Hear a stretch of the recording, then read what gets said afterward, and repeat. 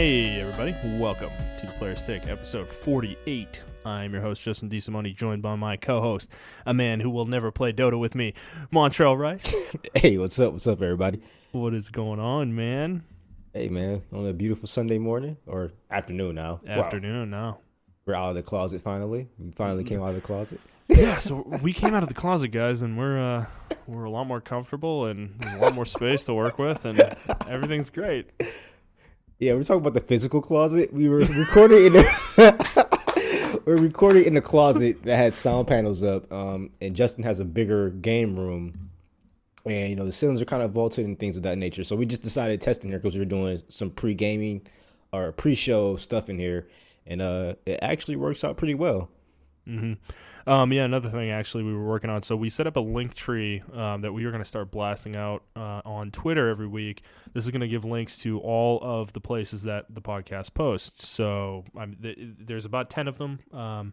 We're trying to get on iHeartRadio and Alexa, or TuneIn/Alexa as well. So, but once we do, we'll add those links into the link tree, and then you'll be able to get whatever feed you want through our Twitter posts every week. So look forward to that as well. So this episode, this is going to be our game of the decade discussion, as we talked about last week, and we're going to jump right into it. We're not going to talk about games we're playing. We'll save that for next week, since we're kind of in a lull period right now. So I want to just jump right in. So we're going to start with the honorable mentions list for each one of us, but we're not going to go deep into those games because we're going to be talking about so many within our actual conversation. So we want to keep this, we don't want this to go 3 hours, but we'll see how long it takes us to get through.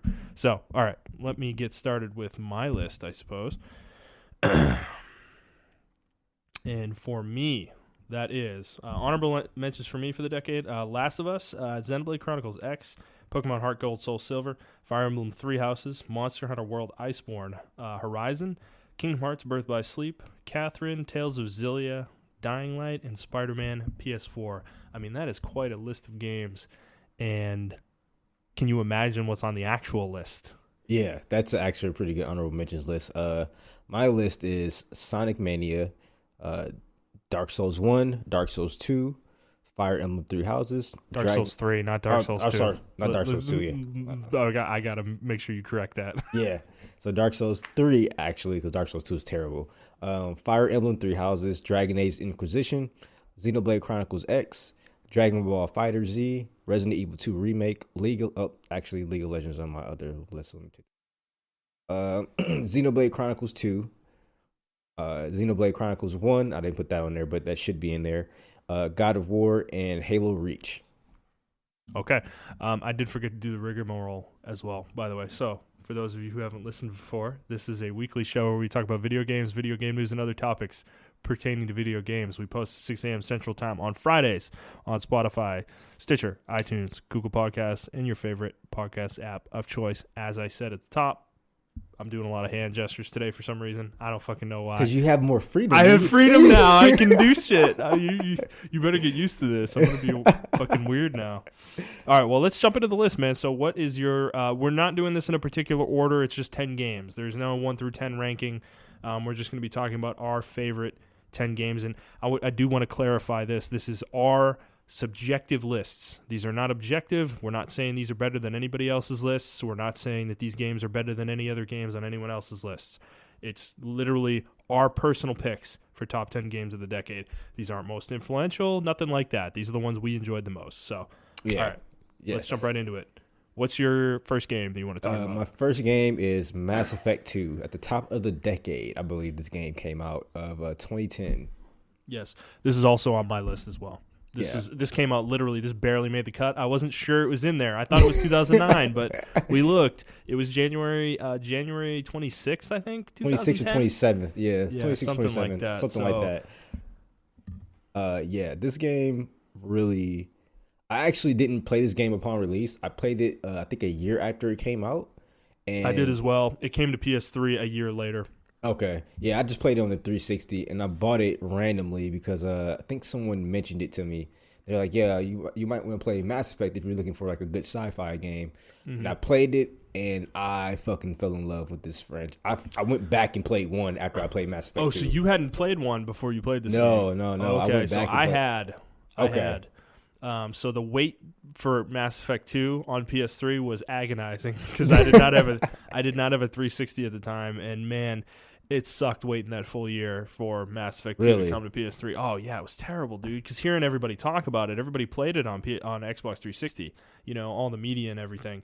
So hearing all the conversations surrounding how amazing Mass Effect 2 was, and waiting that full year was just, it was pretty bad. It was really agonizing, but we did get a good version of the game that came with pretty much all the DLC that had been released for the game. I think it came with everything but Lair the Shadow Broker, basically, on the disc on PS3. So, dude, for me, yeah, after playing Mass Effect 1, I was already really into this franchise. But this game just ratcheted everything up in this franchise. It really turned it into a shooter, a third-person shooter, whereas the first game was like really clunky and did not have very good shooting mechanics at all. It didn't have good cover mechanics either. Yeah.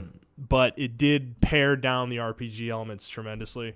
That was probably the biggest disappointment, I think, with the game. But otherwise, like, story was just as good as the first one. The lore was just as good as the first one. The characters were, like, frankly, even better than the first game. I say the character choice, or not the character choices, but the wheel was really good. Mm-hmm. Like, this was the first game, or not the first game, but the only game in the franchise to me that had a good balance of action, like RPG action, and like RPG outside of the action. Like, you felt like you were really learning. And in all honesty, you didn't have to go back and play Mass Effect 1. Like, I played Mass Effect 2. No, you didn't. Yeah, and I understood the entire story because the codex. Like, these are one things that BioWare games do really well is even in like their later games like Anthem and things of that nature, right? They do a really good job of just putting fucking lore everywhere so that you can learn this world really good. And Mass Effect 2 did that, especially with the guy narrating some of the codex. I was just about to say that. Yeah, the codex was fully narrated by this dude who had an amazing voice, who's perfect for a sci-fi game. He sounded great. So if you've never listened to the codexes in Mass Effect, just do it. It's so good. It's like it's just something that, like, it's such a relaxing thing to do. Cause if you want to do it really relaxing, go into the space part of where you're like on the galaxy map and play the music in the background. And you're listening to him talk over the stuff. So I did that. Everything about this game took me away from the music, the space, like I said, the space galaxy map music. That blew me away to the acting that was portrayed, and then the different many choices you can make throughout the game that can influence how you play the game and how you play later games and things of that nature. Then I went back and played Mass Effect 1, and like I said, that I didn't know how much of an impact it had on my Mass Effect 2 game save file. I don't know. Everything about this game was just, I don't want to say perfect, but if there was a game to model something after, if you want to make a game like this, like, if The Witcher made a game like this or a game again or anything like that, I think The Witcher took things from this game and made it better. Absolutely. The conversation trees in this game were some of BioWare's best stuff. In my opinion, it just was the depth to them in the first two games was so incredible. I was telling you in the first game about the conversation with Rex that happens late in the game, and the different permutations that can happen within that conversation. It's crazy, just that one tree. Yeah. And Mass Effect 2 even had a lot of that as well, with specific events actually related to Rex from what happened with the first game. Like, there were impacts from your choices in the first game that impacted the second game. So and not only that too, but the DLC for this game. This is one of the few games that had very amazing DLC that cost like maybe $10 at the time or something of that nature. And I felt that $10 was underappreciated. Like, I felt like I should be paying more for this DLC. Yeah, Overlord and specifically Lair the Shadow Broker, I think, were two that really set a bar that I feel like I wish more companies would look back on in terms of what is a quality DLC, like what is worth $10 extra. Because not only did it it helped the DLC, but it also changed the actual game as well, Yep. like the way the world was structured after you download the DLC. Like Yep. people would go back and mention these things within the actual base game. So they had to go back, get actors to re-record because everything's voice acted. They had to go back, get actors to re-record certain lines after they download after you download this DLC. I just think it was so worth it. And they really put a lot of love into this game in a short amount of time. They only had like 2 years to develop this game, maybe a year and a half. It's crazy how fast this game came out. Yeah, and you can tell like this game was, even though it's probably made in a crunch, but still made with a lot of love. Yeah, and I mean, I think the ending sequence in the game with the the suicide mission to fight the collectors was, I mean, dude, just such a cool mission where you had to kind of pick your party member, like there were certain tasks you had to do within the mission, and you had to kind of leave people behind in order to complete those tasks. And depending on who you chose and your relationships with those people, they would either succeed or fail, which would result in very, very different life and death states for all your crew members. Yeah, there's literally about 15 or 16 different endings for this game. Yes, it was pretty crazy. So I think they did a really good job with this game. It is one of my favorite games that I've ever played, period. I just think the side missions, too, with the crew members, like the crew member missions were, honestly, every single one of them was just phenomenally done. When I do character development in games, or when I compare character development in games, I always come back to this game because this game had every character fleshed out and things of that nature. So I think that was pretty cool. Yeah, and there's just so many conversations that you have throughout the game with each crew member too, and they didn't restrict the amount of dialogue very much. Like there was just so much to it, and it really added to the depth with these characters for me. So. I think this game is just it defined the PS3, Xbox 360 generation. It is one. There's very little question of that to me. So, all right, my first game, I guess, on my list is Neo. This came out in 2017, and this is Team Ninja's take on is it Team Ninja? Yeah, no, it is Team Ninja. For it's Team Ninja. Koei Tecmo. Yeah. I always mix them up with. I thought it was Team Ninja. It is Team Ninja. I always mix them up with Ninja Theory. Okay. Who made Hellblade? Team Ninja. Koei Tecmo published this game.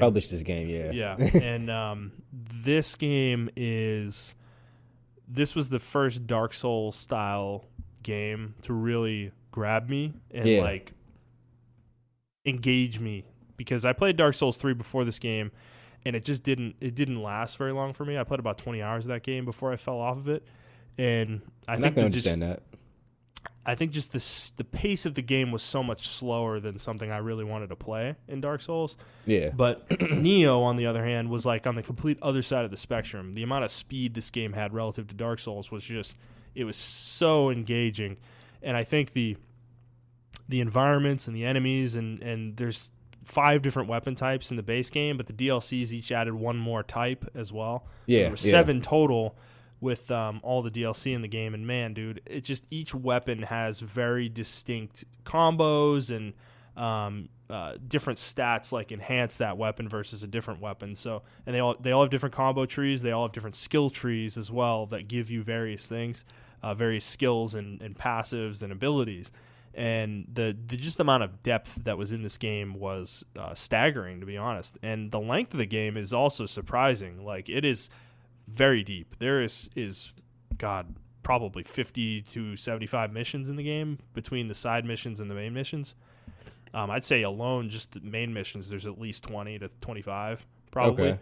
And when I say missions, I mean these are like hour to 2 hour long missions. They are not short by any stretch of the imagination. So is it like open world? Is it like a singular is it like a world that you travel through, or is it like missions? So it's not like Dark Souls in terms of it being a world that's all connected to each other. They are separate maps. Gotcha. And you're kind of picking them from a world map, and you choose what mission you want to do at any given time. That's cool. All right. But given that means that they are able to kind of be more. The maps are a little bit more like.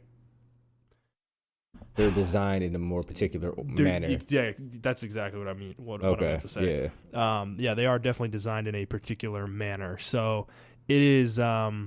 It's just definitely a game that stuck with me, and there was a controversy surrounding it when it first came out because there was a co-op in the game before the game came out. Yeah. And they took it out at the last minute and made it so that you could not co-op with someone else unless you had already beaten a mission, the mission you wanted to co-op with. So it kind of made it so that you couldn't co-op. And actually, this made me not play the game for a while because my brother and I wanted to co-op this game really badly together. They eventually reinstituted the co-op system from pre-launch later on in the game's life, like a year later. And once they did that, this game was so fun in co-op. It is not necessarily designed fully to be co-opable, but I think the second game is definitely being designed with that in mind, for sure. But I will say it's still not easy, even in co-op. It's definitely not an easy game. Solo, though, for sure, super challenging. Definitely holds the challenge. And I think the enemy design, dude, the enemy designs, the level designs, just such a cool take on Japan. I feel like I can't say enough about this game. The key system, the way the key worked too. Yeah. Where you would use your key whenever you would do an attack, and then at the end of the attack, you could get your key back immediately if you hit a button prompt at the right time. Gotcha. It made the combat so much faster. It really rewarded aggression if you were really good at it, which is something that Dark Souls doesn't do at all. It doesn't reward aggression in any way. Whereas Bloodborne kind of did a little bit more of that, and same with Sekiro to certain degrees. I just think this game is much more up my alley. Like I prefer being aggressive in action games, and I like action games that let you as a player be aggressive. So that's kind of what this game was versus something like Dark Souls. So yeah, I'll be honest. When I first saw this game, I did think it was just another Dark Souls clone. To a certain extent, I mean, every game that came out recently is essentially a Dark Souls clone, I guess you can say, but it's more so a genre. So I can't put that all on Dark Souls anymore. Right. I think it evolved itself into a genre. But there were just so many cues about this game that I avoided, and that wasn't fair to the game, I guess, because I want to play it. I actually want to play it since I heard you and then Andy talk about it and other people talk about this game. First cue was the company that published it. Yep. I'm not a really big Kyo fan because they do the not Dark Souls, but the Dynasty Warrior games. Yeah, I know they're not a good publisher. Yeah, and then another take was from it. The cover art, the guy looked like The Witcher. He looked like Geralt, and I was just like, man, this game just this game just copying everything. It's not going to be a game of its own, like its own core. Well, also inserting a white guy into a Japanese-centric story it's interesting because, I mean, it's made by a Japanese studio, so yeah. I think they did base it off the real person that, the movie The Last Samurai, that this is like technically, I believe, based on a real story of a Western person like becoming a samurai. Oh, really? I didn't know that. Yes, I think it is. I think that's what they based this game's story off of, but so I think that was a little off-putting for people as well. Is he doesn't necessarily feel like he fits. And I'm going to be honest, the game's story is not great. Nothing to write home about. It really facilitates you playing the game, so I don't have a problem with it personally, though. I just think the gameplay is of such a high quality, and it was so surprising to me of how high of a quality it really is that that's why this game is on this list. I hold this game in a very high esteem in terms of gameplay. It is up there. Like I've started playing Sekiro recently, and I hold it up there with Sekiro. Personally, I think it is that good. Really, really good. Yeah, Sekiro's really good. Yeah, it is. So I hold it up there. So I definitely recommend you play this game for sure. Because there's so many unique systems in this game. There's this whole summoning system, not summoning, but you get these like little avatars basically that are different animals. Yeah. And you get to use them as like a burst of invincibility, essentially, and they give you special powers when you activate them. Oh, that's cool. Yes, and you when you have them activated, you can't take damage, but it only lasts for a few seconds, and if you take damage, the amount of time you get to utilize them actually goes down. So that is kind of your life bar, is their duration. So I just thought that mechanic was really unique and interesting, and there's so many different ones that allow different play styles. that I was really impressed with what they facilitated. Because, dude, there's like magic in this game. There's ninjutsu in this game. There's like just ninja stuff, like a lot of like shurikens and little items you can use and stuff like that. And you wouldn't get that from the way they advertise the game. Not at all. They advertise this game as a Dark Souls clone, but it looks like it goes way more deeper into its own fields. Yeah, no, dude, you can specialize in like using bombs and all sorts of interesting gadgets and stuff. It's like a really interesting. It's something that I did actually. Is I kind of made a character that was like a fighter but used bombs, and dude, the bombs are like hilariously effective against certain enemy types. So particularly bosses, there's this one bomb that you throw. It's like a huge bomb. You throw it at the enemy, and then it bursts into a bunch of tiny bombs, and they all do damage individually. And the larger the enemy, the more effective it can be sometimes. So, it's just stuff like that. I think this game, they definitely didn't do a good job of selling this game because, there's so much in it. There's so much depth to it. Yeah, it sounds pretty crazy. It sounds really, really action oriented, like a character, like a character action game. Oh, absolutely. Yeah. It's like a cross between that and Dark Souls. I feel like it's kind of in the middle of those. Okay, for sure. So. I actually look forward to you playing it if you do end up picking it up and trying it out because I want to hear your thoughts. I want to hear your thoughts of it compared to Sekiro. Really, what you think of the two of them? Yeah, I bought it like maybe 2 or 3 years ago when it was on sale at Black Friday. So I still have it on my PS4. So I'm gonna definitely load it up when I get done with Sekiro. If you don't have the DLC, I would recommend it because, as I said, it does add 2 weapon types that you can immediately use from the beginning of the game. So. And they're very good. Andy's actually using one of them, the Odachi, which is a super long blade, like 6 foot blade. Oh, okay. Katana blade, and then the Tonfas, which are like these like wooden kind of like jabbing weapons. Okay. They're kind of a different fast weapon compared to dual blades, like dual swords. Okay. So, all right, cool. That's Neo. If you haven't played it, by the way, everybody listening, go play this game. This game is so good. Yeah, it's like $20 right now. Oh, yeah, the complete edition. Yeah. And you can play it on PC as well if you want to. So, okay, what's your next game? My next game is going to be Fallout New Vegas. I think this is one of the greatest Fallout games of all time, even counting the older Fallout games. And I love the older Fallout games, by the way. I think this was such a good mesh between... the older Fallout games and the newer Fallout games. It had the newer combat system of the Fallout 3, and it actually improved it. And but it still had the dialogue trees and the conversation trees of the older Fallout games. I don't think that's a CRPG, but the RPG aspect of it is really good. Well, yeah, no, the old Fallouts are CRPGs.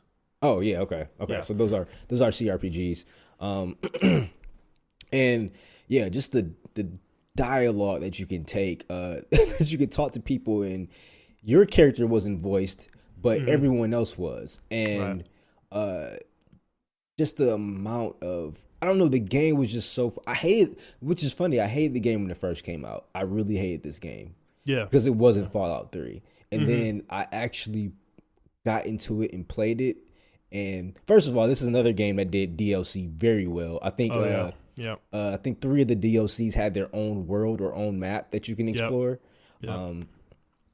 So not only that, but they added a lot of lore to the Fallout universe and everything of that nature. You really learned about the West Coast compared to the East Coast. How the West Coast was already on their way towards rebuilding, whereas the East Coast was still, for some reason, they were still rebuilding when the time Fallout 3 happened. They were just like, a lot of the votes over in the West Coast are already open, whereas in the East Coast, a lot of the votes were just opening. Well, if you remember, the first Fallout game was in the West Coast as well. It is believed that it takes place in Nevada.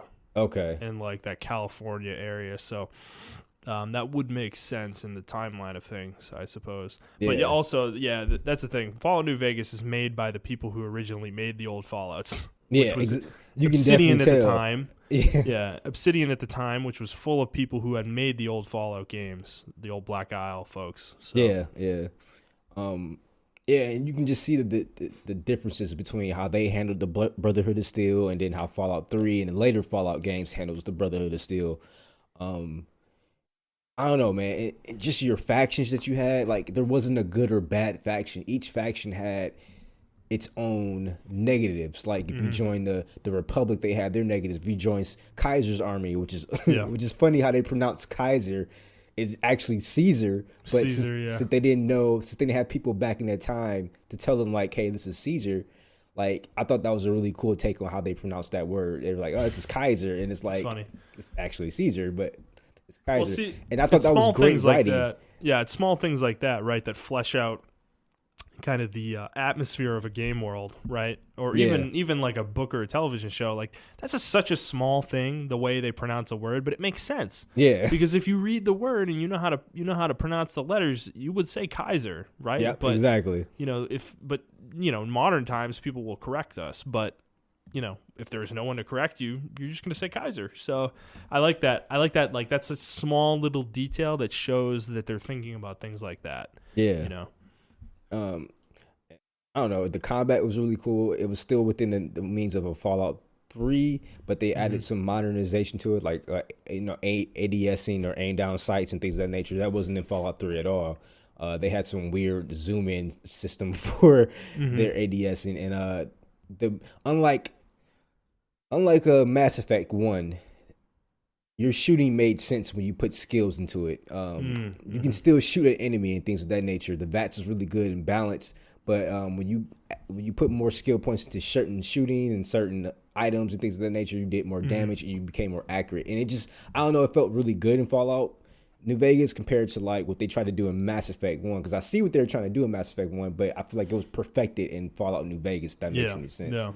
Yeah. This is also another game that really, really defines character development, but not as far as your character, because you don't really have a party, but as far as your villains and the people that you talk to, they all have very good conversation trees, and they all have a lot of depth to them, to where sometimes you don't have to kill them because you may agree with their concepts or something of that nature. Yeah. So. I thought this was just a really good game. I was really, really disappointed in Fallout 4, and it didn't take any concepts from this game at all. Actually, Bethesda act like this game doesn't exist, and that's really sad. And a lot of the gamers as well act like this game doesn't exist, and I think that's a real disservice to everyone. It's the same concept that happened with Uncharted Golden Abyss, which was made by Sony Bend, which is not by Naughty Dog, and then the Batman Arkham Origins. It's another game. Yeah, those development studios and then the companies that publish those games, I feel like they both like kind of shove those games into a corner and are like, yeah, this isn't really part of our franchise. We made that game, but it's like, so it seems so like rude to me. Yeah, it is. And I think Bethesda too is just embarrassed that someone outside of their studio made a better game than they can make, within the same universe using the same style that they created. Exactly.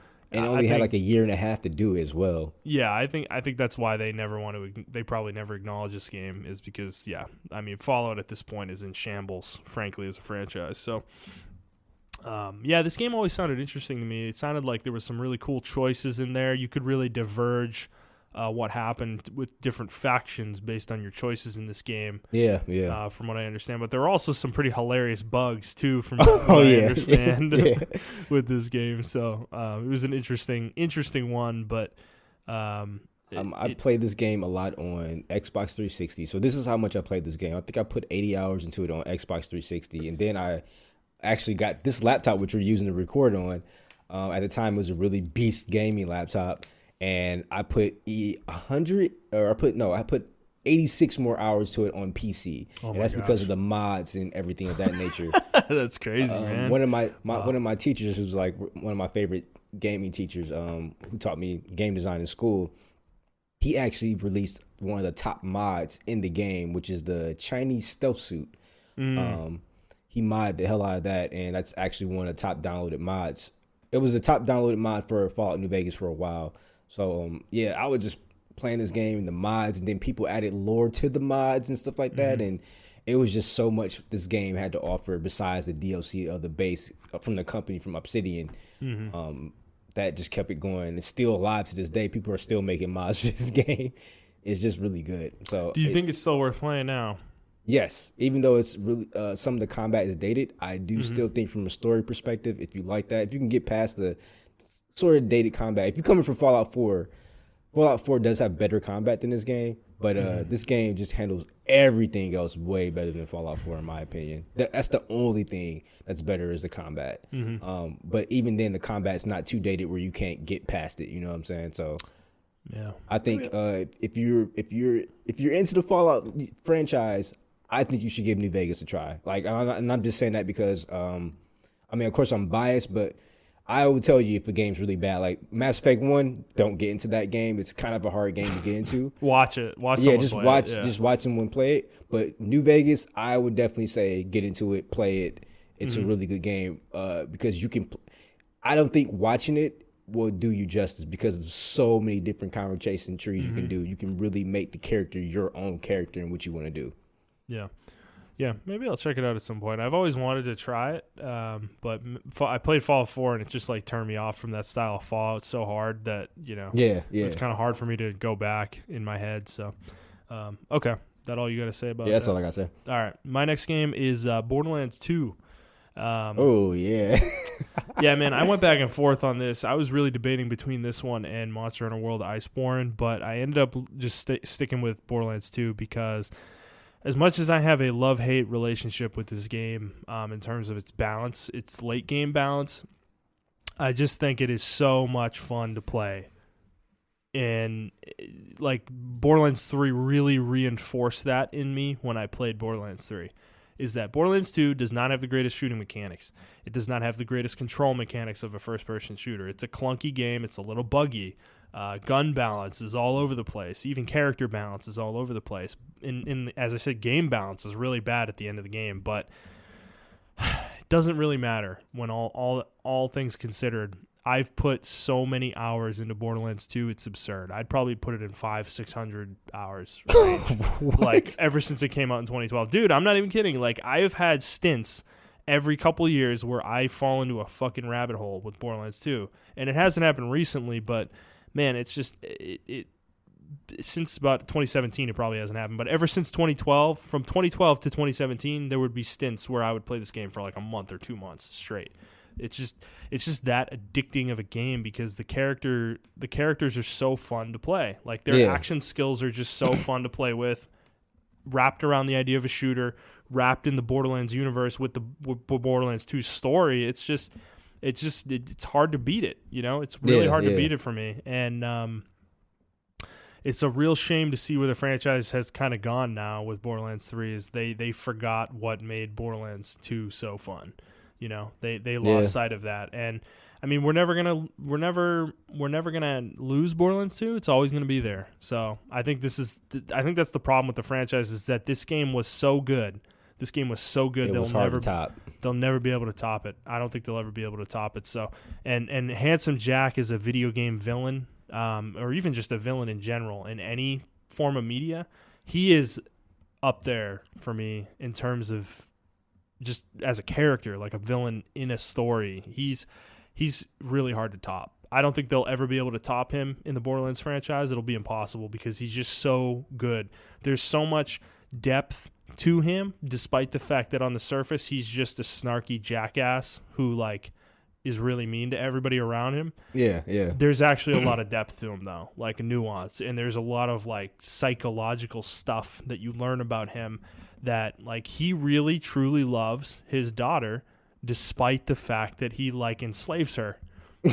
It's fucking crazy. You know, it's crazy shit, but it's really compelling at the same time. Yeah. And he is a really clever villain fighting against the heroes of the story, and he tricks the player, he tricks the characters that you're working with several times, you know. He's very clever as a character, and it's just he's hard to top for me. So I think him combined with the gameplay, combined with the player characters that you get to play with, I just think this game is so good. And I wish we had more time to play stuff because I really would love to play through this game with you and Jet. I know we started to, but we kind of fell off of it really quickly. But I just think this game is so fun. And the DLC in this game, going back to what you were talking about with New Vegas and Mass Effect 2, like this game's DLC is so good. It's phenomenal. Each one of them adds 10 to 15 hours of content. Easy. That's wild. And there's 4 of them. Actually, there's more than that too. There's like a whole bunch of these little headhunter packs that add a few hours of content, and they went crazy with DLC with this game. So, and then there's added DLC characters too. So there's 6 characters total, 6 Vault Hunters, and I think every one of them except for Axton are all good in different ways. I think Axton's a little boring, but the other 5 are all really fun for different reasons as well. So Okay. if you liked Borderlands 3, I'd still recommend going back and playing Borderlands 2.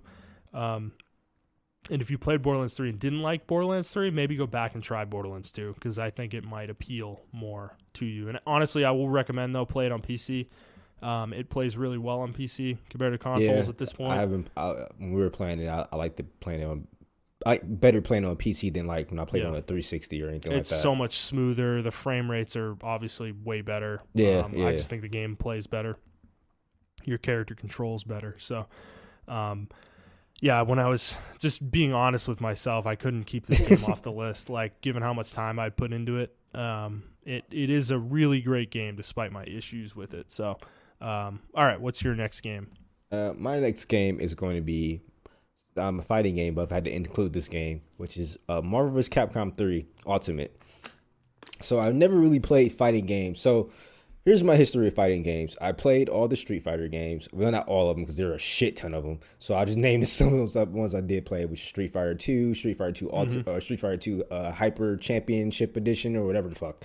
I did play Street Fighter 3 Turbo, Street Fighter 3, and I played Soul Blade, Soul Calibur, majority of the Soul Calibur games, Tekken 1, 2, and 3, things of that nature. But I mainly played these with family members. Like, we love playing fighting games as a family, Super Smash Bros. And things of that nature. Enter Marvel vs. Capcom 3. I did play Marvel vs. Capcom 1, or it was called Marvel Superheroes at the time. Or Street Fighter vs. X-Men. I'm sorry, Street Fighter vs. X-Men. And then Marvel vs. Capcom 2. But Marvel vs. Capcom 3 comes in, and it embodies the whole. It turns it 3D, 2.5D, but it's 3D, but it's still that same comic book look. It looks really good. And this is the ultimate version of Marvel vs. Capcom 3 because they left out a lot of stuff in Marvel vs. Capcom 3, the original and Fate of Two Worlds. This one improved the game in every sense of the way. And I played this game competitively. I went to tournaments for it. I went to some casuals for other where other fighting game champions were at, or fighting game people were at, and everything of that nature. This really got me into the FGC, or the fighting game community as a whole. I started learning about frame data and things of that nature. This game really opened me up to that. Not only that, it was just a really, really fun game to watch. You had about, I think, 50 or 60 heroes, and you can play 3v3, and people came up with all sorts of crazy combinations and things of that nature, just to play with. And it was just fun to see people express themselves with different characters and how they use those characters and things of that nature. It was really fun to watch in Evo tournaments. I think, in my humble opinion, this was like peak fighting game community when this game was out, because everyone was playing this game. It was so much hype. Man. This game was so hype.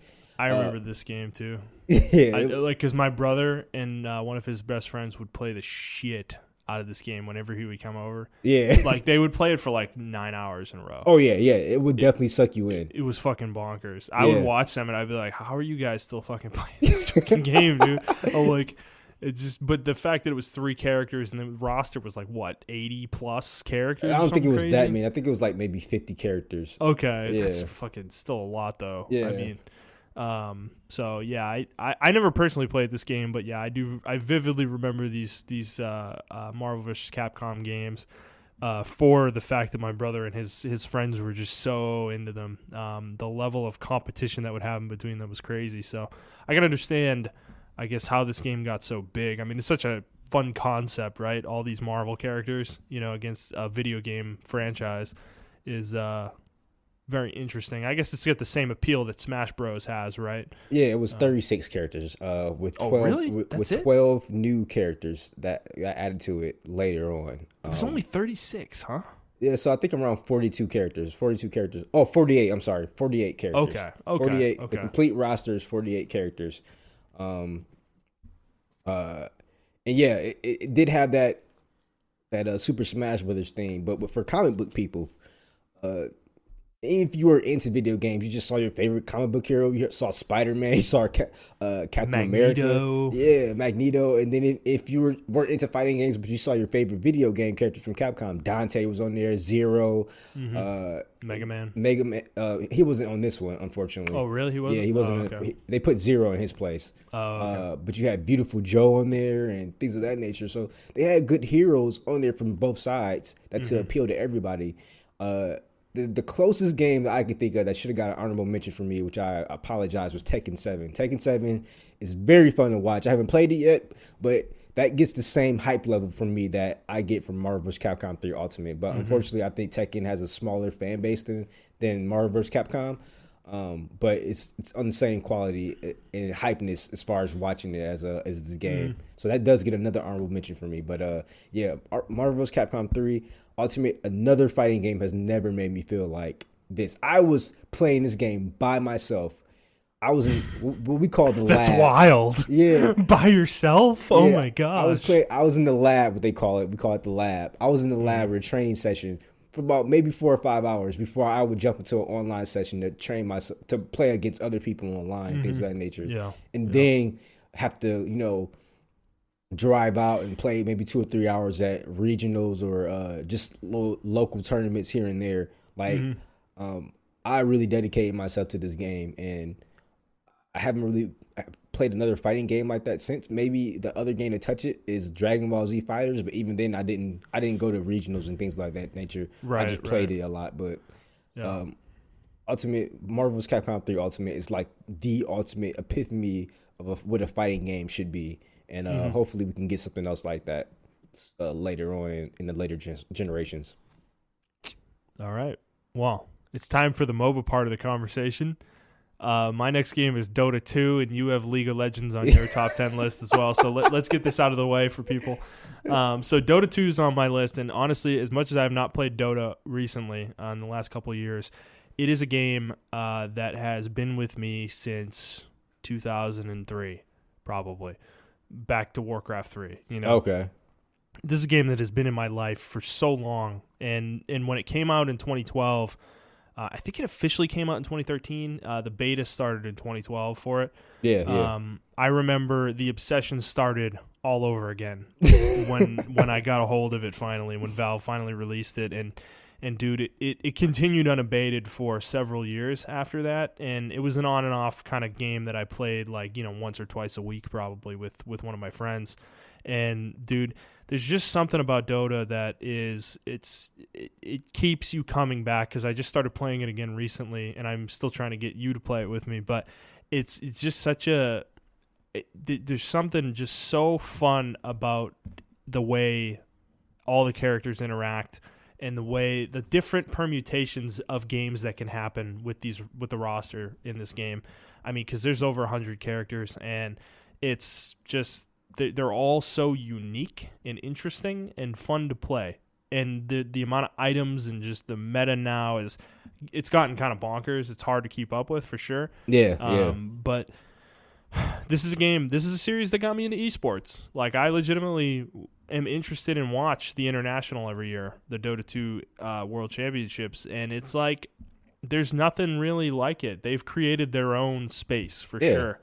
And it's really contributed to the rise in esports for sure.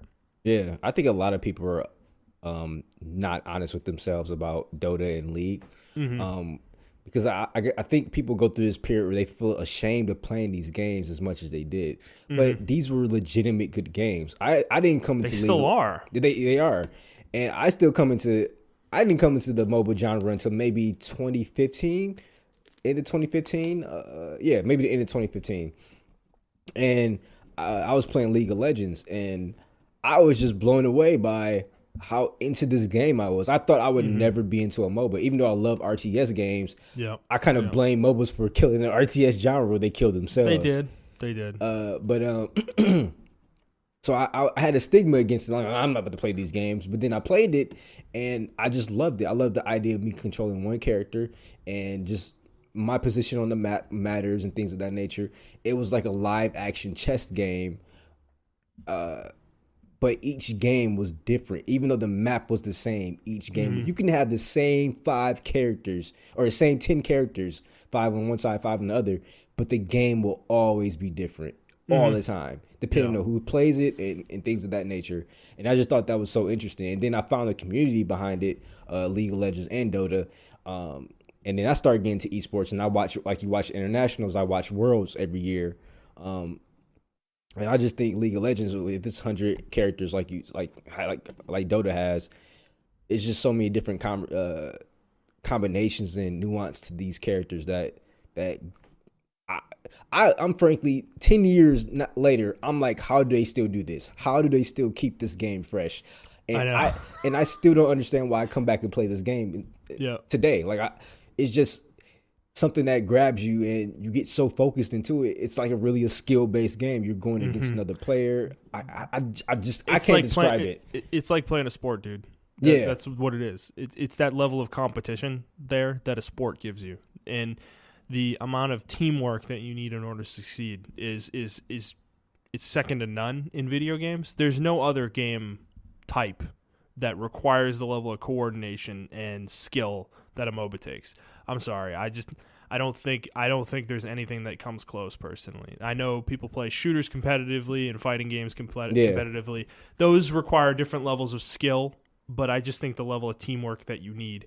Yeah, fighting games are more so an individual skill. So I would definitely agree with you on that one. And shooters do have a certain amount of teamwork, but I just don't think it compares at all to a MOBA. One person can't carry the team. Those games are 10 minutes, whereas a MOBA can take an hour. 30 minutes to an hour, even longer, 90 minutes. The amount of you need to have good teamwork for the entirety of that game. It is not you don't get to do it for periods of time. Like there's one moment, one pentakill can change the entire flow of the game. One lost team fight can change the whole flow of the game, completely shift the momentum.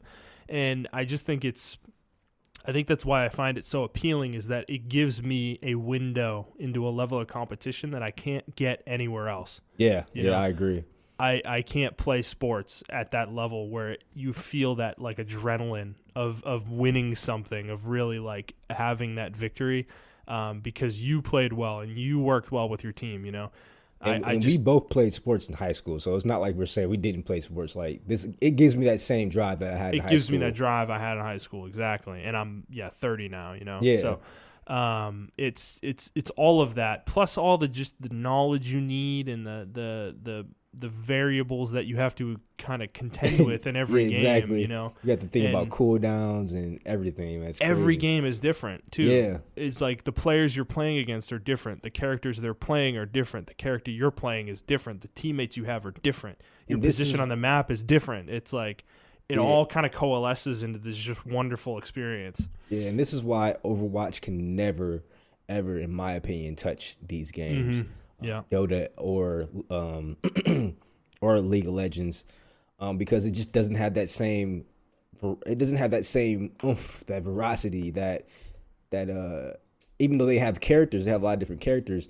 I feel like every game the game types that they have, they kind of whittle down to the same theme. Push the tower to the payload. Push the payload to the end, and I just feel like each game is almost the same when I play it. I don't, and then maybe, and I don't want to downplay that game, right? I don't want to downplay it, but in my opinion, it just doesn't require the same amount of skill and teamwork that League or Dota does, and I think that's why I don't want to be like a gatekeeper, but that's why these games don't have as big as a fan base as those games do, because it's crazy, because you can't just jump into it and be like, okay, I'm going to play Tracer now and just shoot everybody. Well, and as a player, I think the difference between Overwatch and Dota is that as a player in Dota and League, you can kind of replicate what you watch in the pro scene in terms of experience, you know? Yeah. You can get that same level of competitiveness there. I don't feel like that's true in Overwatch. Overwatch just feels like a shooter to me, the way that Halo does, or, you know, Call of Duty does. It doesn't have that ratcheted level of competition that we're talking about. So I think that's why that game kind of fails. It just does not replicate that. And it also doesn't have the amount of stuff in it that Dota and League have. Like, Dota and League have multiple modes and maps and all sorts of stuff that Overwatch, like at this point, I think is much more robust. But when it first came out, it just wasn't there. So I don't know. For me, I just think Dota and League have influenced video games in such a ridiculously large way. And dude, I was looking last night. I have 1,500 hours on Dota 2 on Steam. Just Steam. Just Steam. And as I told you, I think I have another couple thousand in Warcraft 3 probably of Dota time. Like, to think I've played a game for nearly 2 full-time working years is fucking insane to think about. Like, and a lot of people, I think a lot of people have those the same amount of hours on League and Dota. They just want to deny it. Like, for this game not to be on a lot of top decades lists, because I was looking at it while we were doing some research, and neither Dota or League of Legends are on that's top. insane. And it's just crazy to me because we have to be honest with ourselves. These are two of the most influential games of the last 10 years. Hands down. Yeah. It's just wild to me. It's just wild that people just count these games out. And I think they're two of the best games, too, in terms of gameplay. Oh, they play so well. They do what they do so well. I don't like League, but I can't deny that it is a phenomenal game. Yeah, It's just different from Dota, and I prefer Dota's style. You know, I prefer their mechanics, and I prefer the way that game feels. You know, and I prefer the characters in that game. But I think they're both equally good games, though. And I don't know. I think Dota's like, I don't think it's a game that's ever going to leave me. I will always go back to it at some point in time. You know, it will always be a game that's in the back of my mind that I want to play more of. You know, and there are other people that try to get into the MOBA franchise, but I guess they didn't see how much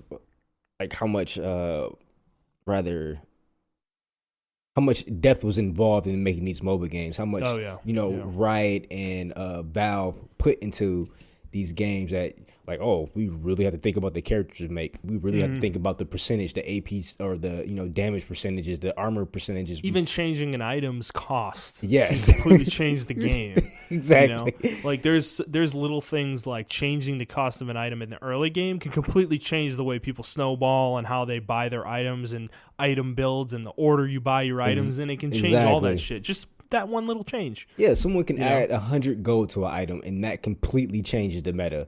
Like 100 gold to one item can change. And I've seen it. I've seen it change the entire meta where League of Legends has buff one item. They even buff the item. It's just like, this item costs 100 gold less, and everyone start building that item, and it changed the meta.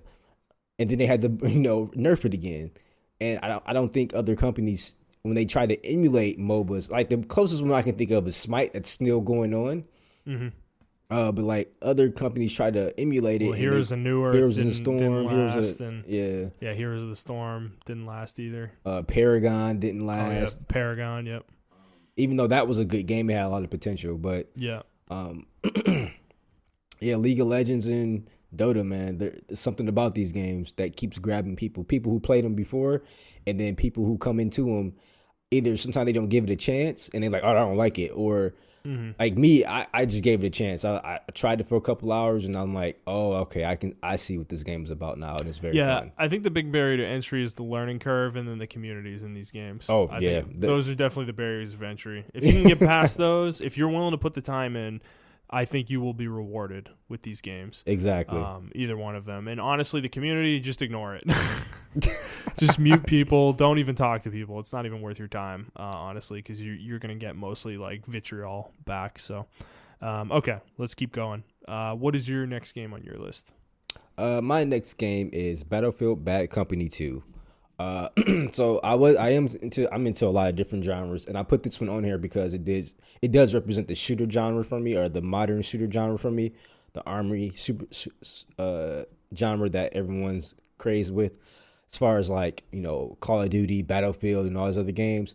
Battlefield Bad Company is what a game should strive to be, what a shooter game should strive to be. Not only was the multiplayer really good, but the campaign was good. You had these 4 crazy squad mates that discovered like some gold or some stuff or some shit like that, and they wanted to keep it for themselves. But each character had different personalities. I'm just remember the campaign off the back of my head. Each character had a different personality and things of that nature. Even your main character had a personality, and it was like a really funny take on the Battlefield franchise, and that's what they really wanted to go with it. You can tell they wanted to go with a funny take on the Battlefield franchise from it. Mm-hmm.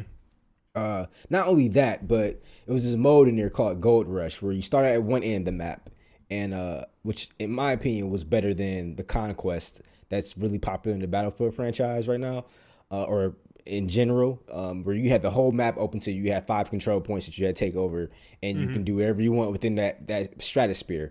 Well, this one, it kind of closed the map off, but you started at one point of the map and you ended off at the other end of the map. So there's a defending team that had defense point 1 and 2, and then there's an attacking team, and they have the gets point 1 and 2. Once they take those points, the map opens up. The defending team falls back, and then the attacking team advances. So you end up going across the entire map. I just thought it was so cool because you can level the entire map. There'll be buildings there. They'll have level design, good level design, but the players will eventually just level because the amount of destruction was unlimited. You can literally level an entire building. That's awesome, dude. If there was a sniper in a building, just blow up the whole building. We don't need to try to go inside the building to get the sniper.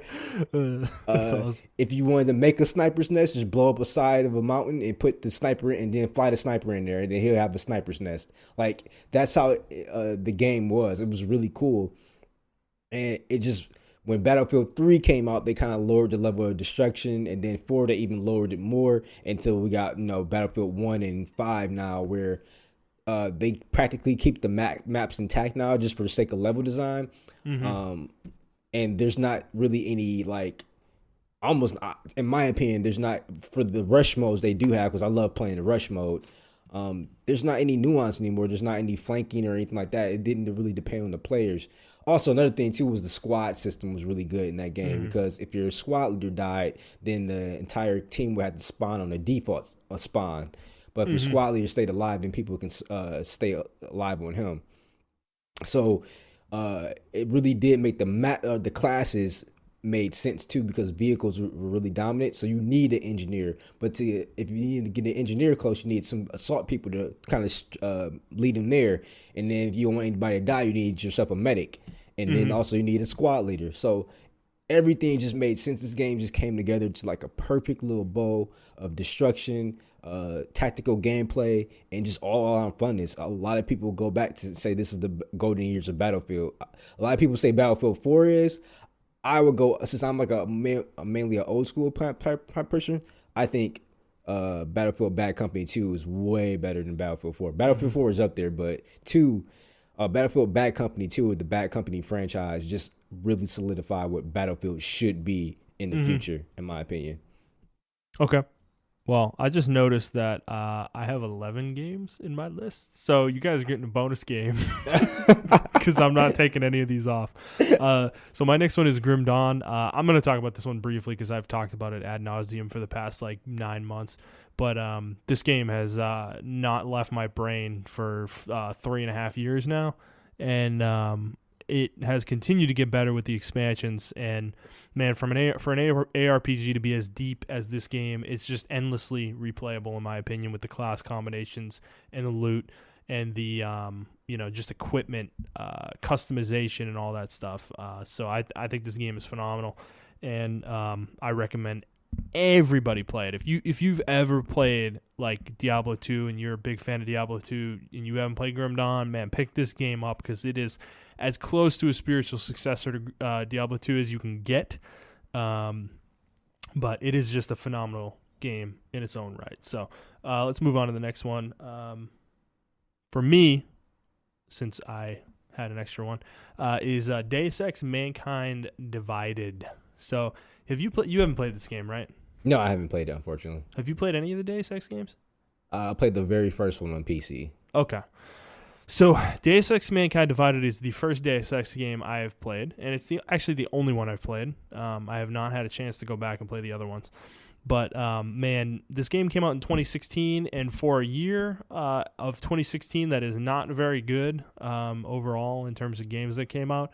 Deus Ex Mankind Divided stands out for me as just a man. What a game this was! It's a first person basically adventure game that it plays like I don't even know how to describe it. It's a stealth game wrapped in a first-person shooter, wrapped in like a Witcher game. Because it has the RPG mechanics into it, right? It has like the RPG element and the choices and all that stuff. And dude, it is just such a phenomenal experience all around. This is one of the best games of this generation. And it is one of the most unsung games of this generation. Barely anybody talks about this game. The only people who talk about it are the people who played it, and the people who played it pretty much unanimously agree that this game is fantastic. I remember this game got critically acclaimed. I remember when it came out. It deserves every bit of that because it's not a large game in terms of the amount of places that you're able to go and the things that you are able to do, but it's so in depth. You can go into basically almost every building. And there are just the way that you have to approach mission structure and stuff like that. There are so many different ways to tackle the same mission. Okay. You can do it through stealth. You can do it through combat. You can approach stealth in different ways. You can incapacitate guys. You can not incapacitate guys. You can take multiple different paths to get to the same destination most of the time. They give you so many avenues in order to complete objectives in this game that it's just like mind-boggling, and it is so good. And I just think the story as well in this game is so interesting. I really like this universe a lot, and it really upset me that this game did not sell very well, and that they basically put the Deus Ex franchise on ice, essentially, because Eidos Montreal has been they made Shadow of the Tomb Raider, and I don't know what they're working on now. I'm kind of hoping it's another Deus Ex game, but it's because they didn't finish the story. This Human Revolution started a new series of games with Deus Ex and started a new story with Deus Ex that continued in Mankind Divided, and they didn't finish the story in Mankind Divided. The game ended on a cliffhanger. Not on a cliffhanger, but it kind of ended on a note that wasn't finished. And clearly there is more story for them to tell, and I want to explore that. Okay. But dude, just the dialogue trees in this game are really good. There's so many, like the fact that lore notes within the game world are part of the gameplay. You have to like parse information out of the lore notes in order to get passwords and passcodes in order to gain entry to certain places. Like going back to what I was talking about earlier, so many different ways to approach a situation. You'll find you're trying to get into, say, the office of somebody's office, right? Yeah. So there's multiple ways you can do it. There might be a vent that leads into the room that you can sneak through and get in that way. You might be able to. You could brute force your way in, of course. You could also find emails that they email to somebody else that has their password to the keypad on the front of their office door, and if you find that, you can get in that way. It's just the things like that permeates throughout the entirety of this game, from start to finish, and it just was such a good experience. I think the one thing I will say, and it's in it to its detriment, is that I think it definitely ran poorly. I'll say it was a very clunky game on consoles, but it didn't detract from the game too much. So, but dude, just in terms of exploration, there's so much to explore. There's so many like little areas hidden all over the place. It's just like I can't describe an experience really like it. It marries so many different genres together that, and it does it so well that I really want more out of this franchise, and I really want to go back and play the old Deus Ex games because if they're all like this, then I am in for really good experiences. So, all right, what is your next game, sir? All right, so my next game I'm going to be talking about is Monster Hunter Iceborne World. Or Monster Hunter World Iceborne. Wow, I said that backwards. Monster Hunter Iceborne World.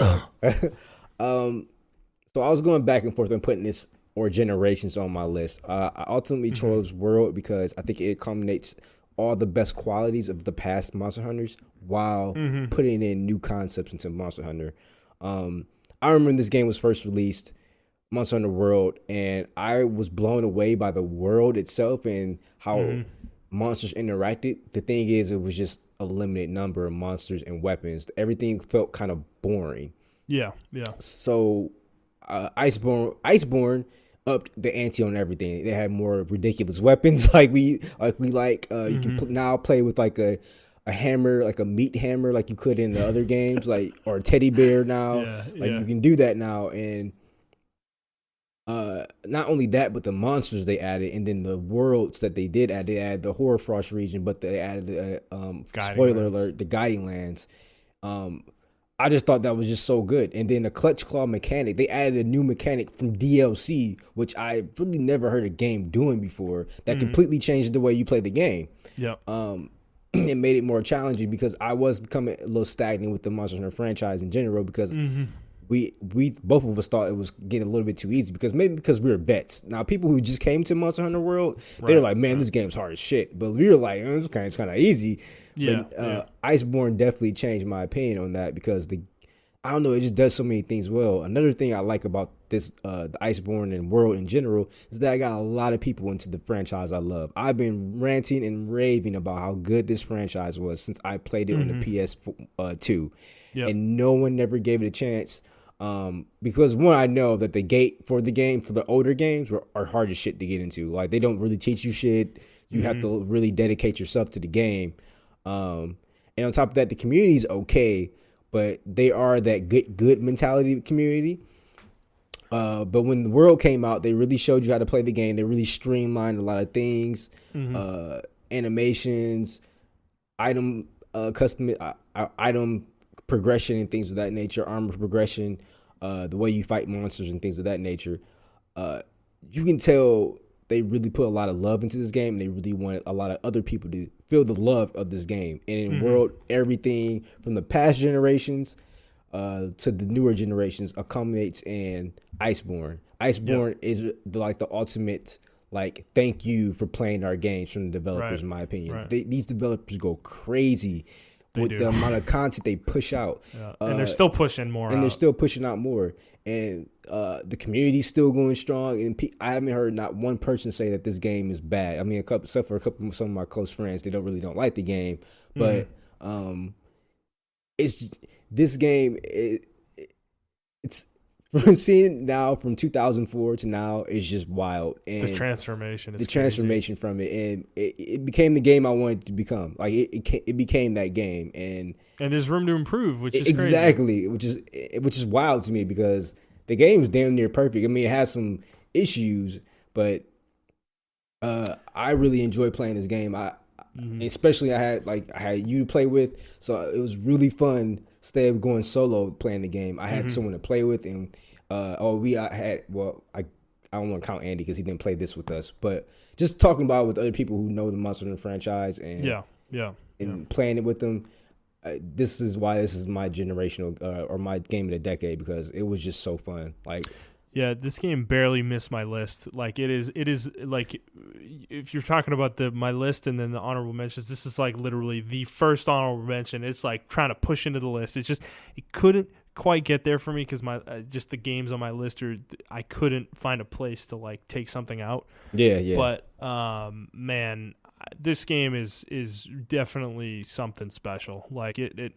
I think it brings a Monster Hunter into a new place, and it's an exciting new place. To think about where they could go in the future is just I am so excited for Monster Hunter World 2, and Iceborne really solidified this game's place on this list, I think, because base Monster Hunter World didn't do it really. It was good, it was great, it was a lot of fun, but like you said, it just was the end of it was kind of boring, and high rank as a whole is just not challenging enough. Compared to G rank, and there was some doubt that they were going to do G rank when the game first came out. I think a lot of people didn't necessarily think that was a guarantee, and I'm glad to see them do it. So it seems like they've really reestablished the cadence that they're going to go with Monster Hunter, where they're going to come out with a base game that's low and high rank, and then eventually have G rank later. And I think that's perfectly fine. I think that's exciting. I don't know.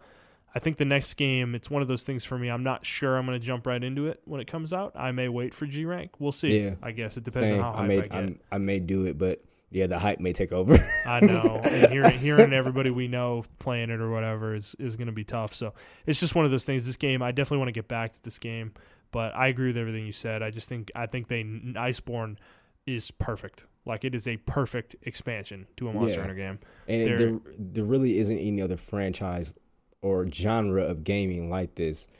And the reason why I place Monster Hunter so on high regards because other people like Dota and like League of Legends, they tried to copy this motto. They tried to copy this genre, but they just don't get it. They don't get it. Yeah, they don't. And unlike Dota, at least Dota has competition, which is League of Legends, and League of Legends has competition, which is Dota. That's their main friend. Mm-hmm. I think Monster Hunter is in a total monopoly, like class of their own.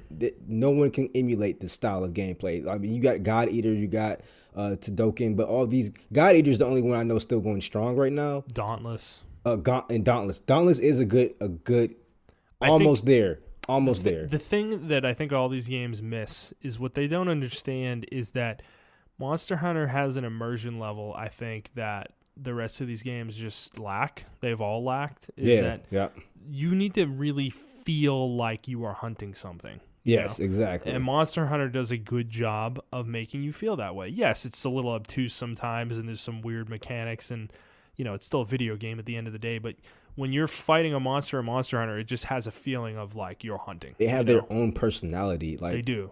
Even when they're not attacking you, you see them walking around, you see them drinking water, you see them interacting with other monsters. Yeah, it's just they create an ecosystem for these monsters that can't be matched. Like you can go crazy and say, "Oh, God Eater, these demons are in the world and they're eating up people and stuff," and it's just not the same. Like I don't care. I'm sorry, but I just don't care. Like, okay, they're demons, but do they have any kind of personality? You can give them personality, but it just seems like they're fake. Like Monster Hunter World seems like these monsters can live in our world and potentially fuck us up, but they're still there. They seem like humans can live alongside these monsters and beat these monsters if these monsters were real. And how they gave these monsters such even the Elder Dragons, like how did they give them such personality to where they feel real within a fictional universe? Like I don't understand it. You look at the ecological stuff, videos they have of it, or if you even have to go in depth with that, just the gameplay, the turf wars they have, and because I remember us talking about why the Diablos has horns and stuff like that, and maybe why it has wings, and you look at why it has these things, it's like, oh, because they're turf wars, and it's a herbivore and it uses its wings to kind of dig, and like the Tigrex and why its jaw is so big and how it uses its jaw, and like these things I don't really think about with other monsters, other games. I just like, oh, it's a cool monster design, and I go about my business. But with these games, I really think about why they're designed the way they're designed. I think I watched a video on YouTube about some kind of zoologist, and he was like listening to, or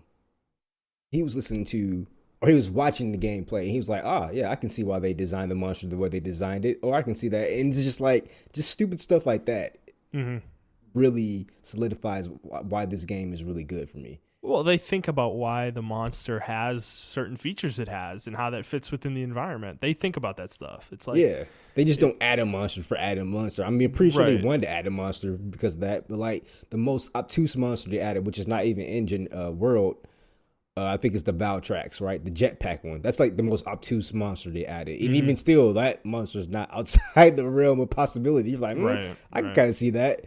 But like, but just getting back to Iceborne in general, none of the monsters out there feel out of place. Especially the worlds they created, the environments they created. They're so alive. The way the monsters interact with each other. You knock down a big monster, it may be the apex predator of these other monsters, and they attack the monster with you. They're like, oh, well, you were the enemy, but now we got this bigger enemy that's here, so we're going to help you attack it. And I think that's just really cool, like the way the monsters interact with each other and the way they interact with the humans. And especially little Palico minion you have. Like, all the world is just really cool and robust. They really created the world, and I can't wait to see what else they have in store for this franchise. Me too, man. Me too. I'm definitely looking forward to Monster Hunter's future. All right, my next game is Witcher 3. So you said some things pre-show about this game that I kind of want to dig into a little bit. What you said you didn't really... I hated The Witcher. I legitimately hated The Witcher. I thought it was the most overrated game ever.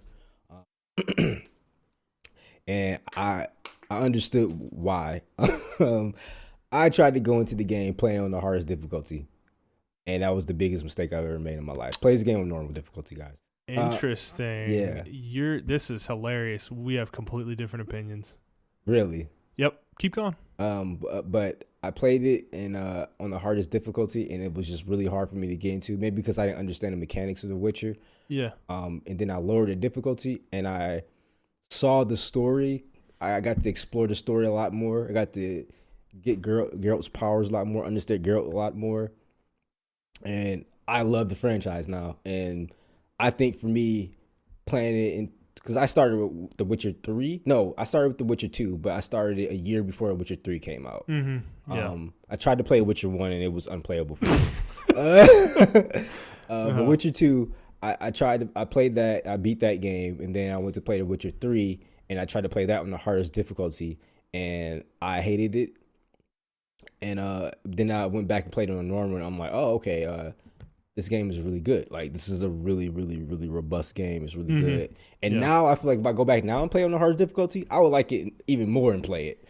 But I think you're right. Me and my friends were just like under complete opposite end of the spectrum from the gaming industry. We thought this game was just terrible. We're like, this game is boring as fuck. But then once I played it, it was because I'm not really a medieval buff guy. Like, I really don't like not into fantasy. Yeah, I'm not into fantasy at all. Game of Thrones is probably that's the reason why it took me so long to get into Game of Thrones.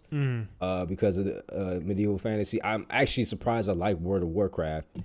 Because that's a fantasy. It's kind of different though. It's like goofy and it has goofy. It has guns and stuff and technology. So, but what Witcher does with fantasy is it makes these monsters in certain concepts and it turns it on its head. It makes the world seem more real. I think that's the problem I have with fantasy is like a lot of the stuff that a lot of fantasy stories or games do. They make it just seems so unrealistic. Like, this couldn't possibly be in the world. So this isn't high fantasy. This is like, because there are elves, there are dwarves, there are all sorts of races, but they just the way The Witcher is written as a franchise is. I mean, the elves are like literally the poor people of this world. They're not the immortal, like, amazing with magic, beautiful people that they usually are in high fantasy. In this series, elves are discriminated against. There's huge amounts of racism against elves in this world, and it plays out like that. And the elves hate humans. They hate the other races. They're not friends with these people. They are abused. They are treated like garbage. Like, they are the bottom rung of society, and they're definitely very interesting compared to other franchises. So it turns a lot of those fantasy tropes on its head as well, which I think is a reason why it's so appealing. Because, like you said, monsters, even the monsters, the ones that they don't necessarily work the way they do in most other fiction. Exactly. They have different things about them or different kind of attributes, I guess, compared to other fiction, So, but for me, this game, I think, so I played it first on PC when it first came out, and I played it on hard, the third of 4 difficulties, and I played it for probably 50 hours, and I lost my attention because I didn't enjoy playing it on PC. And then I played it on PS4 later on, like a year later, and man, then I got sucked into this game, and I played it on the highest difficulty.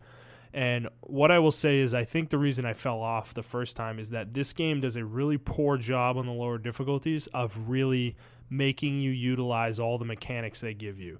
Okay. The highest difficulty in this game, you have to use everything. You have to use potions, you have to use signs, you have to use items, you have to use your skill trees. Everything is like you have to prepare for monster fights on the highest difficulty, the way Geralt does within the world of The Witcher. On normal and hard, I felt like I could just walk up to them, fight them, and if I was good at the combat, I could win. But that's not really true on Death March. Like, you take a hit and you're close to death already, in Death March. So you really have to go in prepared with specific types of potions. You need to read the lore entries within the codex of what the monster's weaknesses are, what they're weak to, and go in prepared with those things to give you enough of an edge in order to win the fights. That's why I think this game really appealed to me from a combat standpoint, a mechanics standpoint, is it was so immersive in that way on the highest difficulty. I do remember that on Witcher 2, I did a lot of preparing. Yeah. I did do that. In The Witcher 3, you're right. I didn't do as much preparing. Yeah. I kind of just went in there guns blazing. Yeah. But Witcher 2, I did, you know, do potions and meditate and things of that nature. Well, the oils that you need to put on your blades and yeah, stuff. Exactly. And knowing what signs they're weak to as well. Yeah. Is very valuable as well within Witcher 3. And it was like that in Witcher 1 and 2 as well, but I think 3 they kind of dialed back the difficulty a little bit. Yeah, on they did. On they the lower did. difficulties. And I think that's why I kind of got bored, personally. So I just think this game gets a weird rap, I think, in terms of its gameplay, because this gameplay is not great. I think it definitely is very generic, I would say. Yeah. It's not like Sekiro or, you know, any of these like high quality mechanical games. It's good enough to do what it needs to do for a game like this. But I do hope whatever the next Witcher game is, they kind of up the ante with the gameplay a little bit. But in terms of story and world building and level and the world design, this game is second to none. Yes. Frankly, I just think that this game's story is awesome from start to finish. There are definitely lulls in there, but that is kind of the point. They want those lulls in there purposefully.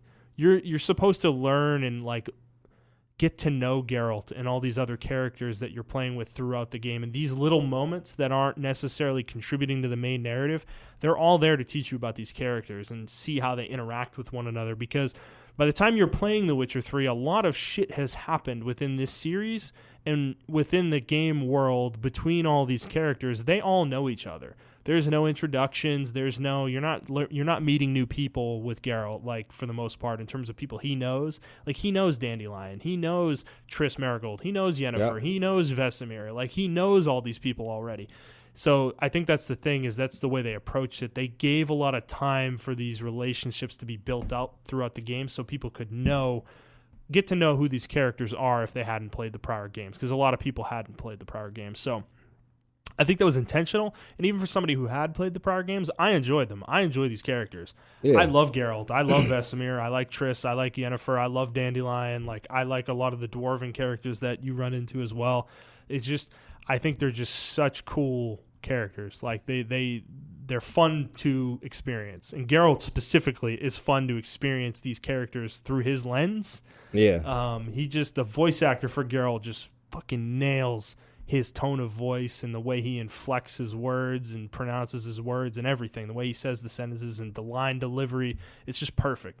Yeah. And it's so perfect that the show, Henry Cavill from the show that just came out on Netflix, literally is emulating the voice actor from the video He does games. it really well with his own personal little flair, in my opinion, too. He does, but that's how good the voice actor in the games has done with that character, that he has really embodied who Geralt is and what he sounds like and the way he talks to people.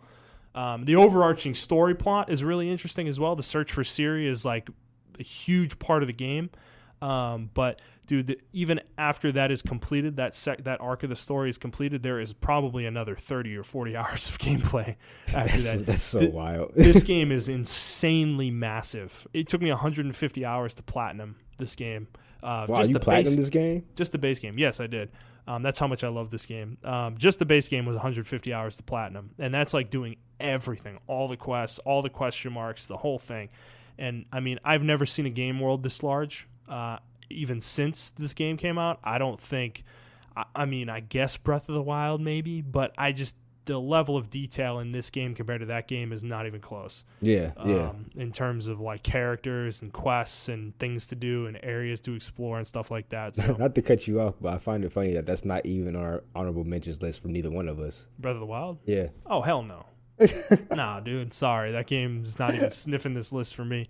But yeah, and I mean, dude, just the dialogue trees, the way they approach choice in this game is so awesome as well, where there's no Paragon Renegade system, there's no good, bad. They don't present choices that way.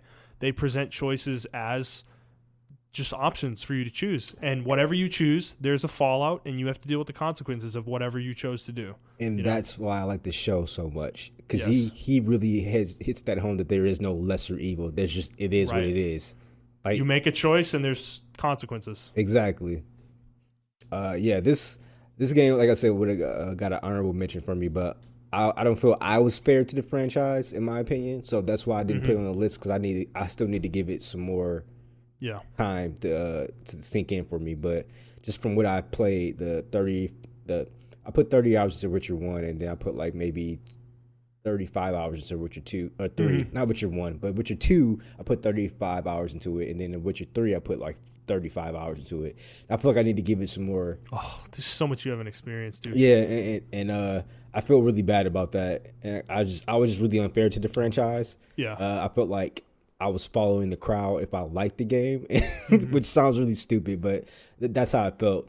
But I actually liked the game for myself because it's not high fantasy like you said. It's like a realism type fantasy, and I really love. Yeah. I just love the grittiness of it. I just love the how monsters are so cool, dude. Yeah, man. I just love the characters and how they interact and how real they seem. They don't, even though they talk in like a British accent or whatever accent, the European accent, they just seem so real, like human beings. They're not talking in this Shakespearean stuff, which a lot of high fantasy stuff tends to do. Yeah.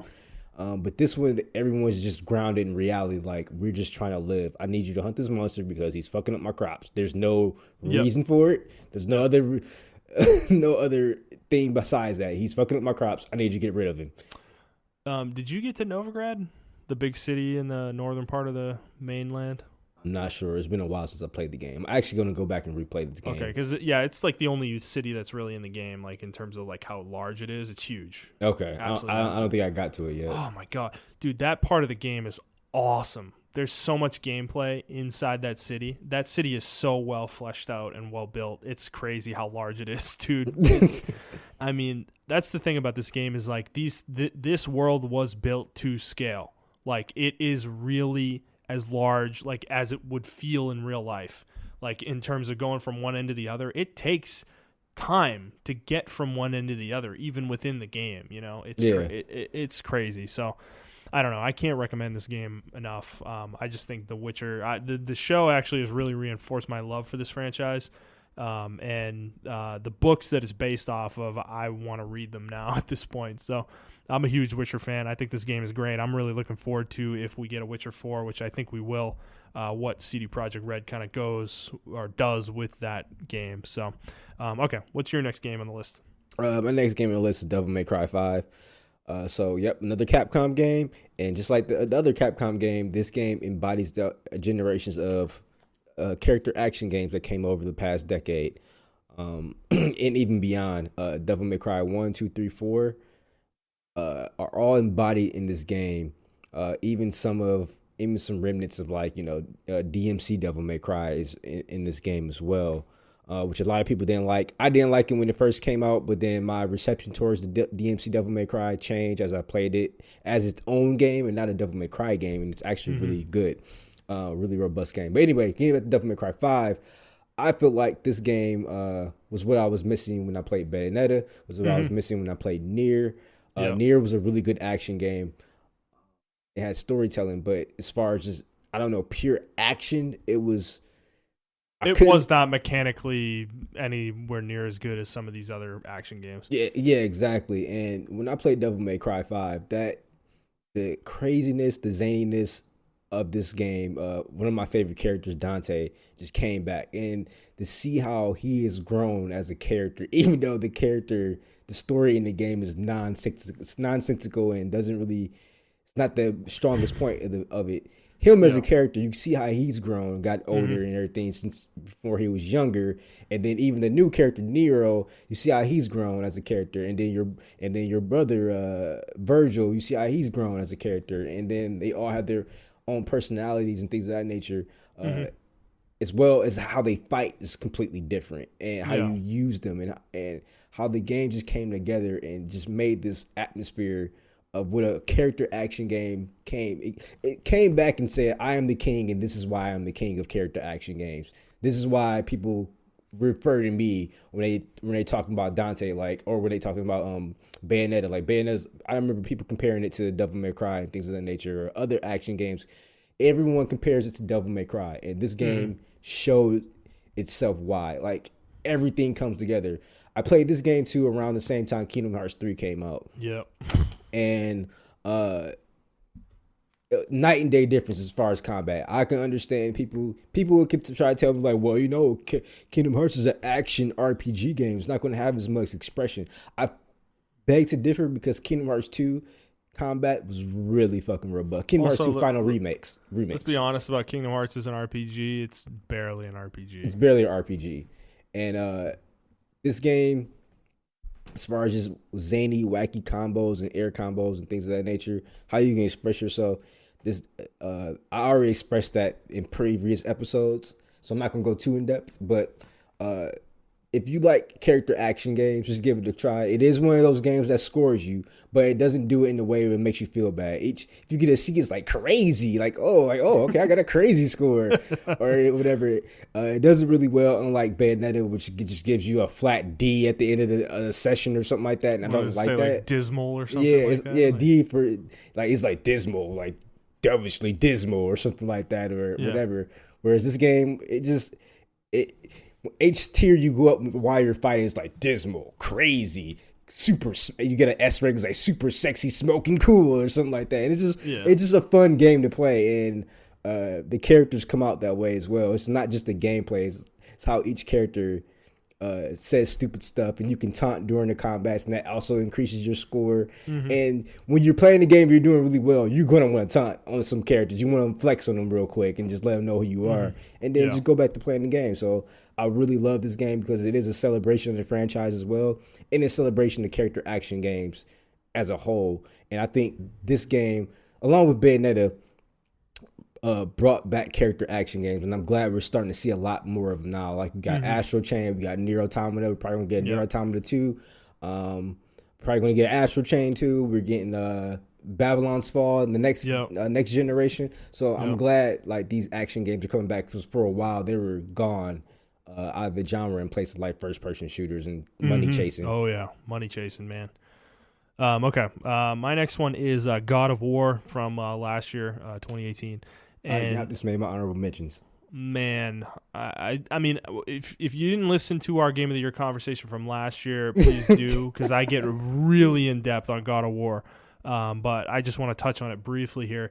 This game, in terms of story, is one of the best games of this decade, period. Yes. It tells a story that is just so, first of all, surprising from the franchise it's coming from. You don't expect this level of storytelling from a God of War game. Yeah, I think that was the most telling thing about this game. That you talked about off mic, how they knocked it out of the park. How they just humanized. He was already humanized in a sense, but in a maddening way. But in this game, they humanized him into the way where the player grew up with them. Like we grew up with Kratos as a player, and even if you didn't play the game, you knew who Kratos was just by how the world described him in this game. You're like, this guy must have been like a huge badass or something. Well, they use subtlety in the dialogue so often in this game to kind of imply things that aren't being said, where Kratos will hold his tongue or not say something, and you can tell he's holding back, yes, and he wants to say more, but he decides not to, and it's so phenomenally done, the level of subtlety, that it's just, there's so much impact when things actually start being revealed because of that, because you want to understand more, you want to know more. And even coming from somebody who's played all the prior games, not all the prior games, but most of the prior games, knowing where Kratos was at the end of God of War 3 and where he is in this game, in just the way that they explore his, I guess, regret with what happened that's the biggest thing in Greece. It's the regret, and you can see it every time someone talks about it. You see, right? Like I don't even know how they got that emotion to be portrayed on his face from a video game. Like you saw it. The actors did very well, as well as the animators did very well portraying his regret. That's the biggest thing, like his regret. And when he's talking to Atreus and he's just regretting stuff, like. It's when Atreus wants to help people, it comes out really clearly there, where he wants to help people, and Kratos is like, is this contributing to what our goal is? Exactly. No, then we're moving on. And Atreus is like the naive kid that wants to help everybody, and Kratos is like, look, I have helped people in the past that I didn't know, and it has come back to bite me. So unless there's a reason to help these people, we're not doing it, Exactly. So that's what I'm talking about, saying there's unsaid things there, though. He's not telling you exactly what happened. He's just telling you kind of generally speaking that he's been bitten. But, dude, the ways he was bitten, if you played God of War, you understand what he's talking about. But it's like, so I think it's really interesting, to the way he plays off Atreus, their relationship. Because early in the game, their relationship is really awkward and stilted because it's very obvious that he didn't spend a lot of time with his son. And then all of a sudden he's kind of forced to do it, obviously, with the passing of his wife. But the way that relationship grows and morphs over the course of the game is just so beautiful. Yeah. And it feels so natural. emotional. It's so emotional, too. Where you see Atreus going through things and like really having phases of his kind of growth as a character and even regression as a character at certain points. And the way Kratos reacts and kind of acts towards him and others in relation to that is just so wonderfully done. I can't think of a game where I was more invested in the story recently than this game, frankly. Yeah, it kind of solidified it for me because I thought it was just going to be another The Last of Us clone. Mm-hmm. But it really solidified me for it when I was playing it. And I think Atreus gets his first kill, and then he just goes into like a little mini Spartan rage mode. And Kratos has to like calm him down, like, yo, chill out. I understand. Yeah. And like, I was just like, but the way they did it was just really cool because Atreus was really going crazy. Like, he just killed somebody, and he's going. He can't stop that rage from going, and then Kratos kind of had to he didn't necessarily hug him, but he did what he would do as his version of a hug, and kind of calmed him down and taught him the way of things. And even when Atreus is learning about different gods in Valhalla, you can just tell without even knowing Kratos or knowing the past God of War games that he just does not like gods. Anything mentioning gods, he's just like, no, they're terrible people. Them. Yeah, he has no reason to trust them, though. Exactly. I think the other thing is he doesn't want things to play out the same way they did in the past either. I think that explains a lot of his own trepidation, I think, with wanting to interact with some of these characters. I think the other funny part about this game is the way they capture just the level of misfortune that follows Kratos around in this game is fucking hilarious. The things that happen to him and Atreus are absolutely absurd, and it continues to happen. Kratos cannot get away from this shit. No matter how hard he tries, it finds him. And I think that's the funniest part about this game, is why it's so good, is that he was the one seeking it out before, and now he doesn't want anything to do with it, but it finds him anyways. Exactly. He is just a magnet for like gods and drama and everything and just unfortunate events happening to him too. Yeah, exactly. He's just a tragic character at a certain point. But I will say, I think at the end of the game, they really wanted to do something that they didn't do, and I don't want to get like into spoilers, but man, I would love to discuss this game more in depth from a story perspective when you actually beat it. Okay. Because there were definitely some feelings I had at the end of the game that they didn't follow through with, but I thought they were kind of hinting at it for sure. But yeah, this is one of the best games I've played this decade for sure. I want to go back to it at some point and play through it again because it is just such a phenomenal experience. It's such a good game. It's just so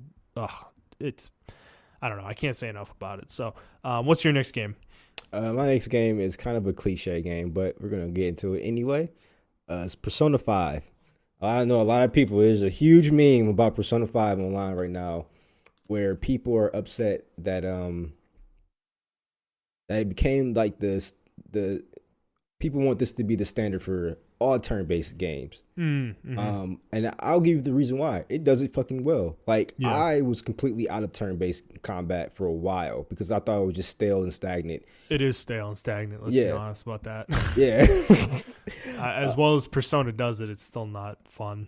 Yeah, but Persona 5 does it so well to where they make everything surrounding the combat really good, from the UI to the way everything hits, the music, just different sound designs. And this is how you make a turn-based game relevant again, engaging, in my opinion. Engaging, yeah. You make everything surrounding the combat fun and robust, and you make the animations quick. They happen and they're over. Nothing's lagging behind or anything of that nature. Then you add other little mechanics within that turn base.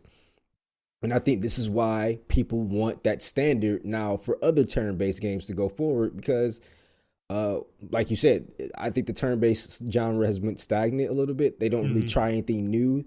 For the most part, almost every turn-based game is the same. They just have different characters and different stories surrounding it. I will say Octopath Traveler and Bravely Default definitely pushed it for sure. But yeah. And I think Persona 5's up there with them as well. They push that. For sure. They push that nudge to where other people are going to have to try to match this standard. To me, in my opinion, I may get a lot of flack for this, but Dragon Quest, I think is really stale as far as combat. It is so stale. I hate that franchise. I don't understand why people love it so much. It is the most generic looking series I can imagine, but yeah, I agree with you. My brother's like a fucking fanatic for it, so yeah, I don't know. And I know a lot of people who are fanatics for it as well. But as far as that, I feel like that when I look at a traditional Japanese RPG, that's like the golden standard right there. That's what people want. But then I look at Persona 5 and I say this should be the golden standard for what people want because this game makes it so fun to play turn-based. Like so fun. I didn't think you can do that. I'm like, what else can they try? What else can you try? But this game makes it so fun. Not only that, but the characters themselves are really, for a Japanese RPG game, like it's not tropey. Like a lot of these characters are really fleshed out.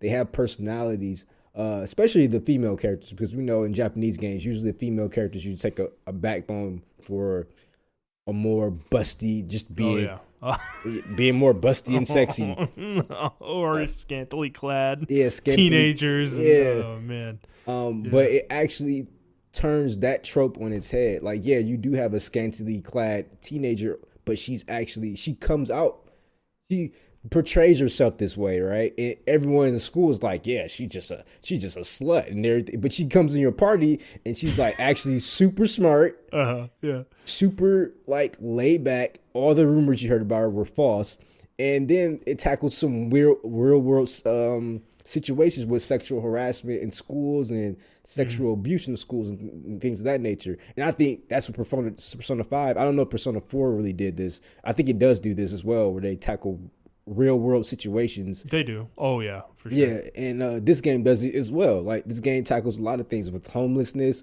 abandonment, exploitation of teenagers and things of that nature. And specifically in like Japan as well, it tackles all these things.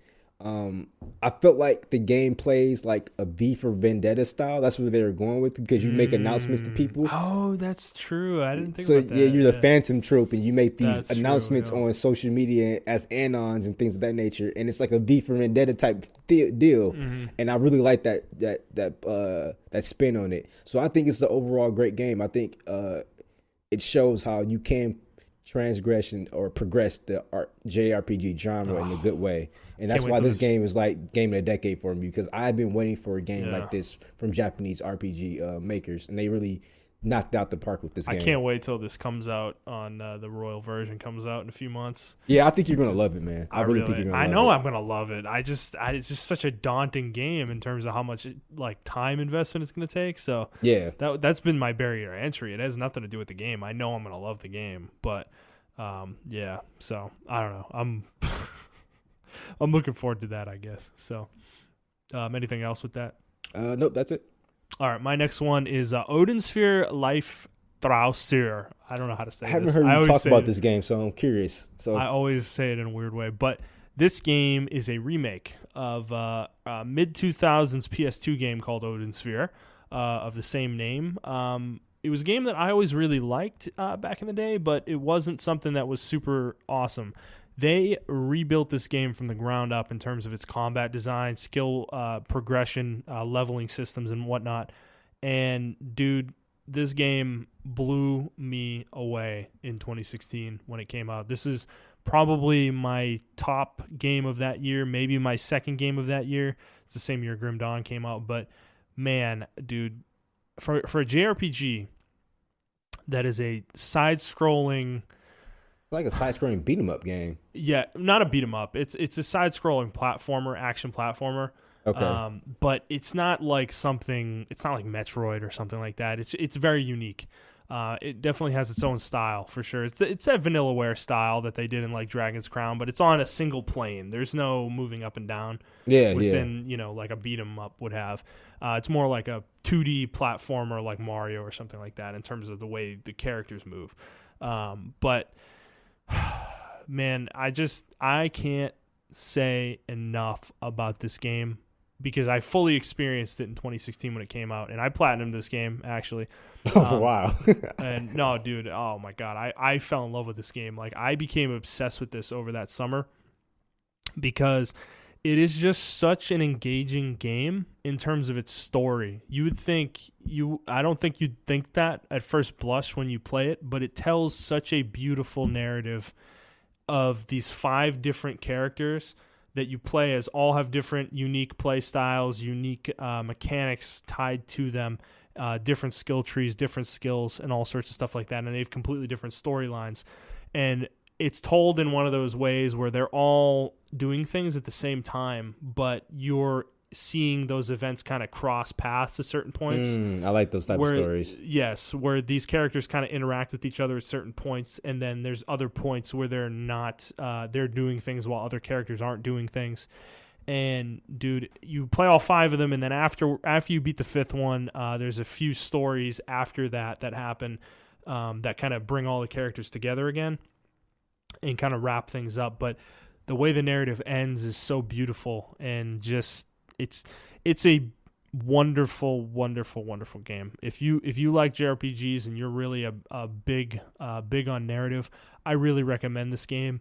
It just tells a story in such an interesting way for a video game that I've seen, and the gameplay is nothing to slouch at either. I'm looking at it right now. It looks pretty fun, actually. Dude, it is really fun. I'm gonna be honest. It's surprisingly.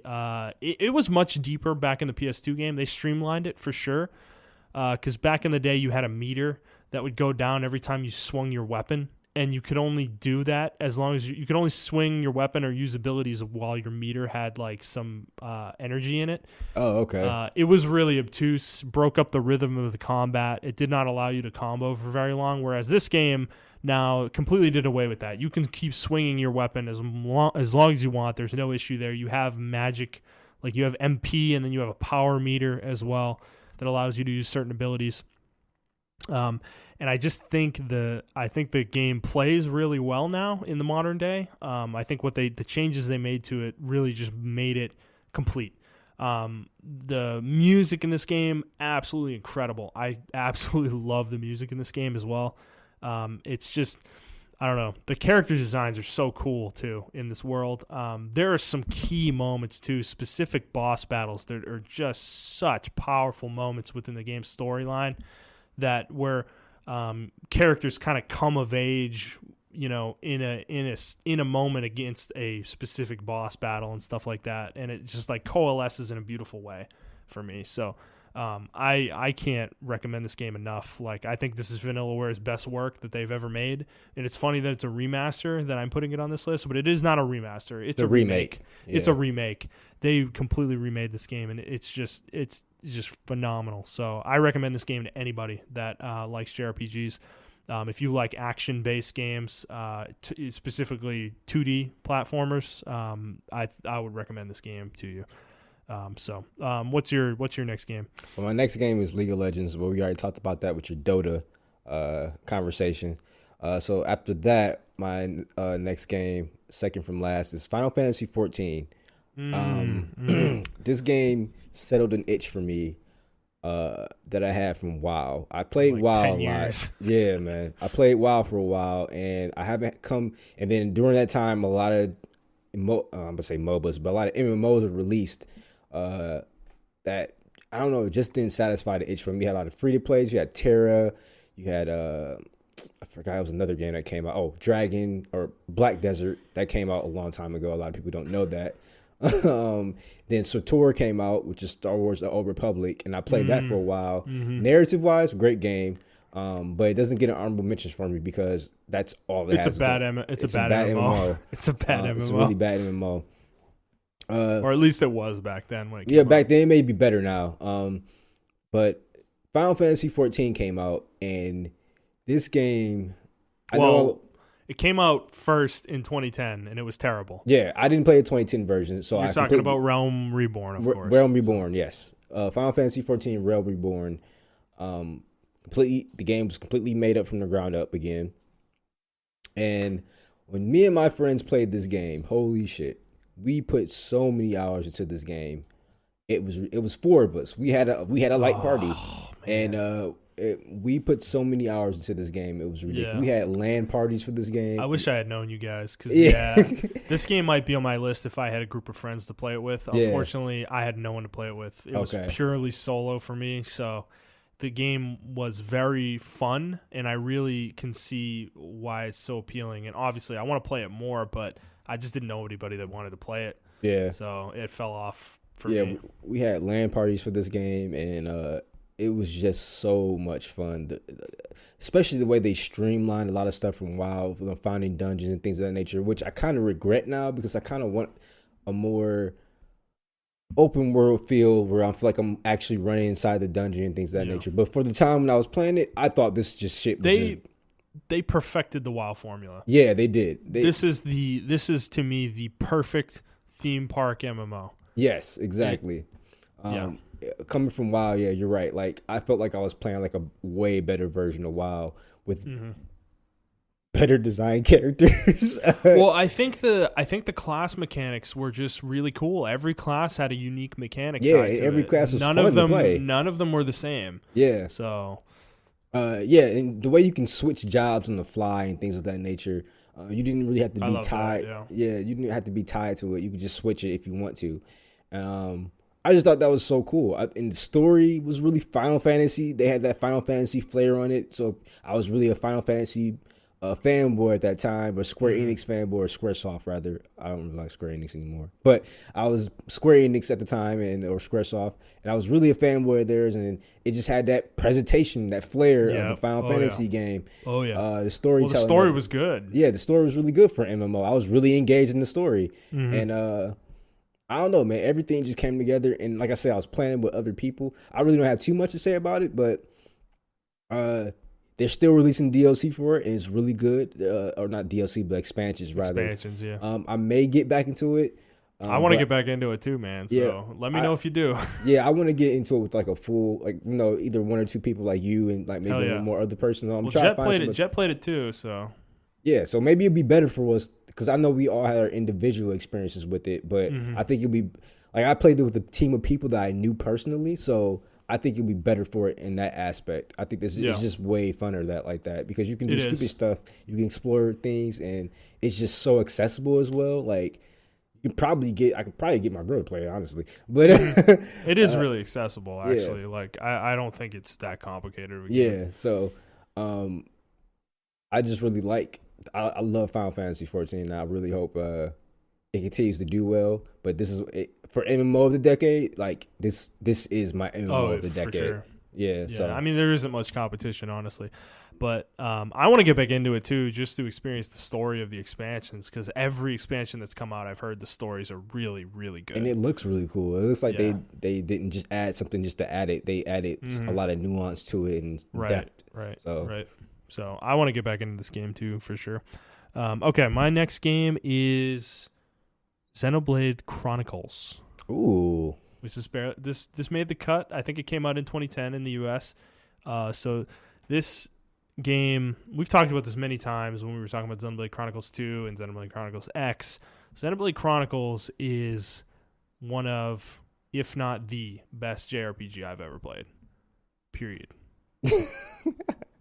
And the reason why is that the story that this game tells, and I'm sure you've seen a trend with my list, that a story is really important to me. Yeah.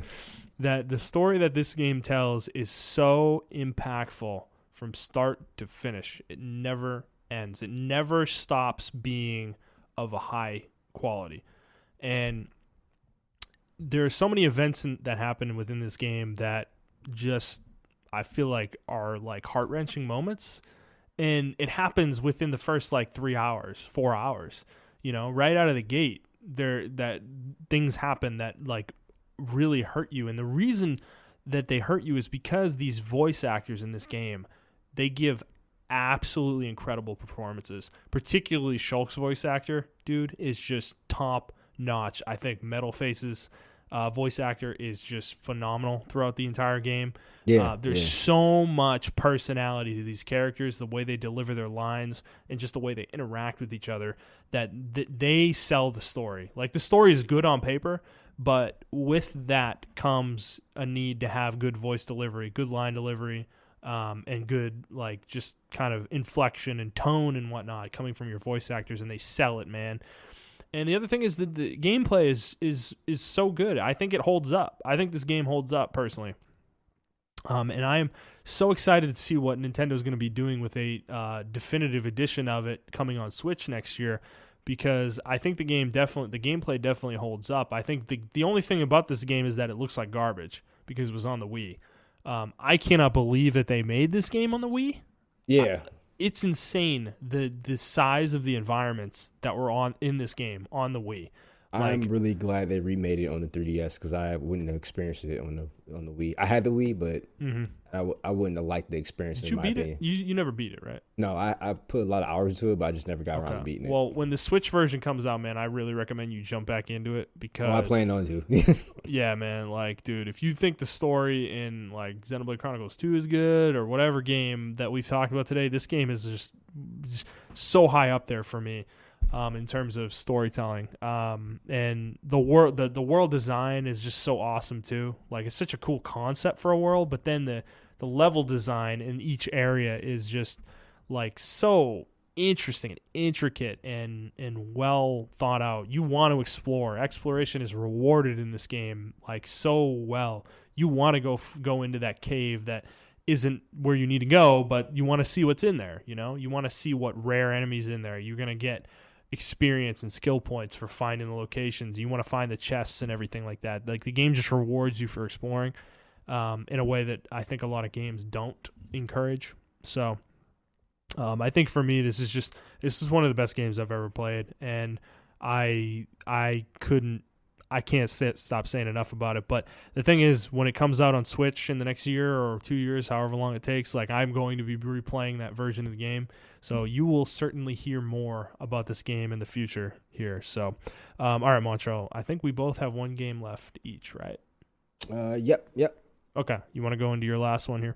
Let's see. My last one is going to be Sekiro, or Sekiro, however you pronounce it. Yay, Sekiro. So I know a lot of people be like, why didn't Dark Souls make the cut? Why didn't Bloodborne make the cut? Why didn't Dark Souls 3 make the cut? Why didn't it's because Sekiro came out. Yeah, after Sekiro, before Sekiro came out. Because this game embodies it's a spiritual successor, even though it's the same company. I feel like this is what the company wanted to come up to a head for. Like, they made all of these games, and they made this perfect game, action, strat. I don't know. I don't even know what kind of action game this is, but that Dark Souls formula. I think it's just an action game. Yeah, just an action game.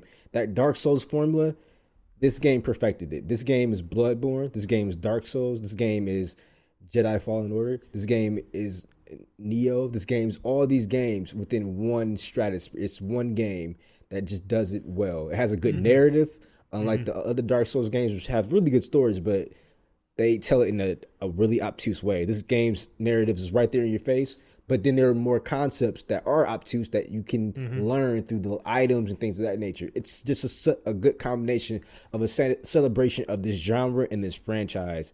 I think From Software really wanted to move on, but they made one last game for us before they moved on to something different. Because I really don't think their next game, Elden Ring, is going to be like any of the Dark Souls games at all.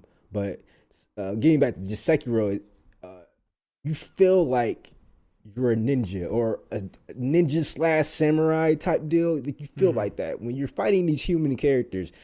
You feel like I have to learn how to parry these people. I feel like I'm really engaged a one-on-one with especially the bosses. Because I know you just started playing it, but when you fight some of the later bosses, the human bosses, man, you're gonna feel like you're fighting them.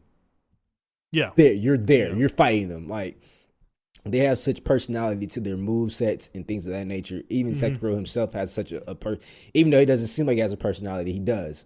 You learn his personality through different means and things of that nature. The storytelling, the world building around the game. You're in the fictional part of Japan called Asina. Ashina, right? Ashina, Yeah. and you're just learning about that, and you're during the rebellion times of that fictional country and things of that nature, and what they're trying to achieve and why they are trying to achieve this dragon's heritage, why they're trying to why they're trying to get this power.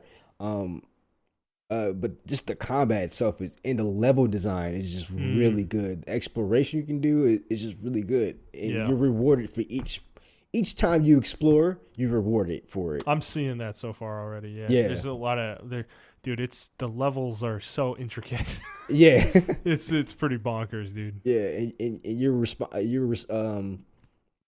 and and they don't really care about practicality, like how are they supposed to get there if they didn't have this. They just reward the player. They know it's a video game, so there are certain areas you can't reach. Like you're like, if that was within that world, how would they reach that? They don't care about that. They just care about how would you reach that, and it just makes sense. It's for the player. It's a video game still. I appreciate the mobility that this game brings. The level of character mobility that there is like I mean, it's nothing like Dark Souls in terms of that. Like, because you can jump and you can double jump, or you can wall jump rather. Like through a jump, you can, and then also there's the grappling hook that you get pretty early in the game that just completely unlocks your mobility in terms of the levels. And these levels are extremely vertical, like versus I feel like Dark Souls, which are a lot flatter and linear, in my opinion. And linear, yeah. This game has definitely got a lot more interesting level design, I think, from that perspective. And yeah, even compared to Neo, which is extremely flat as well for the most part. This game just gives you so many tools, I feel like, in order to be successful. And you just started the game. You can't. It's gonna be so much stuff that unlocks. I know, but I'm already appreciating it this early in the game. So I understand what you're talking about. As I said, I think this game probably most definitely would have been on my game of the year list had I played it earlier. But yeah, so far it's like I'm already really engaged with it. I think the combat's really well defined and mechanically just feels good, and character control is perfect. Oh yes. It's like when I was playing Fallen Order, I really wished that. Now, not to say that, Respawn didn't do a good job at the game, because they really did do a good job at that game. But just coming from Sekiro, I felt like I was really engaged in sword. This is what I wanted a sword combat action game to feel like a realistic, not realistic, but a more grounded action game. Unlike Devil May Cry, which that's a really good game in itself, but it's not like.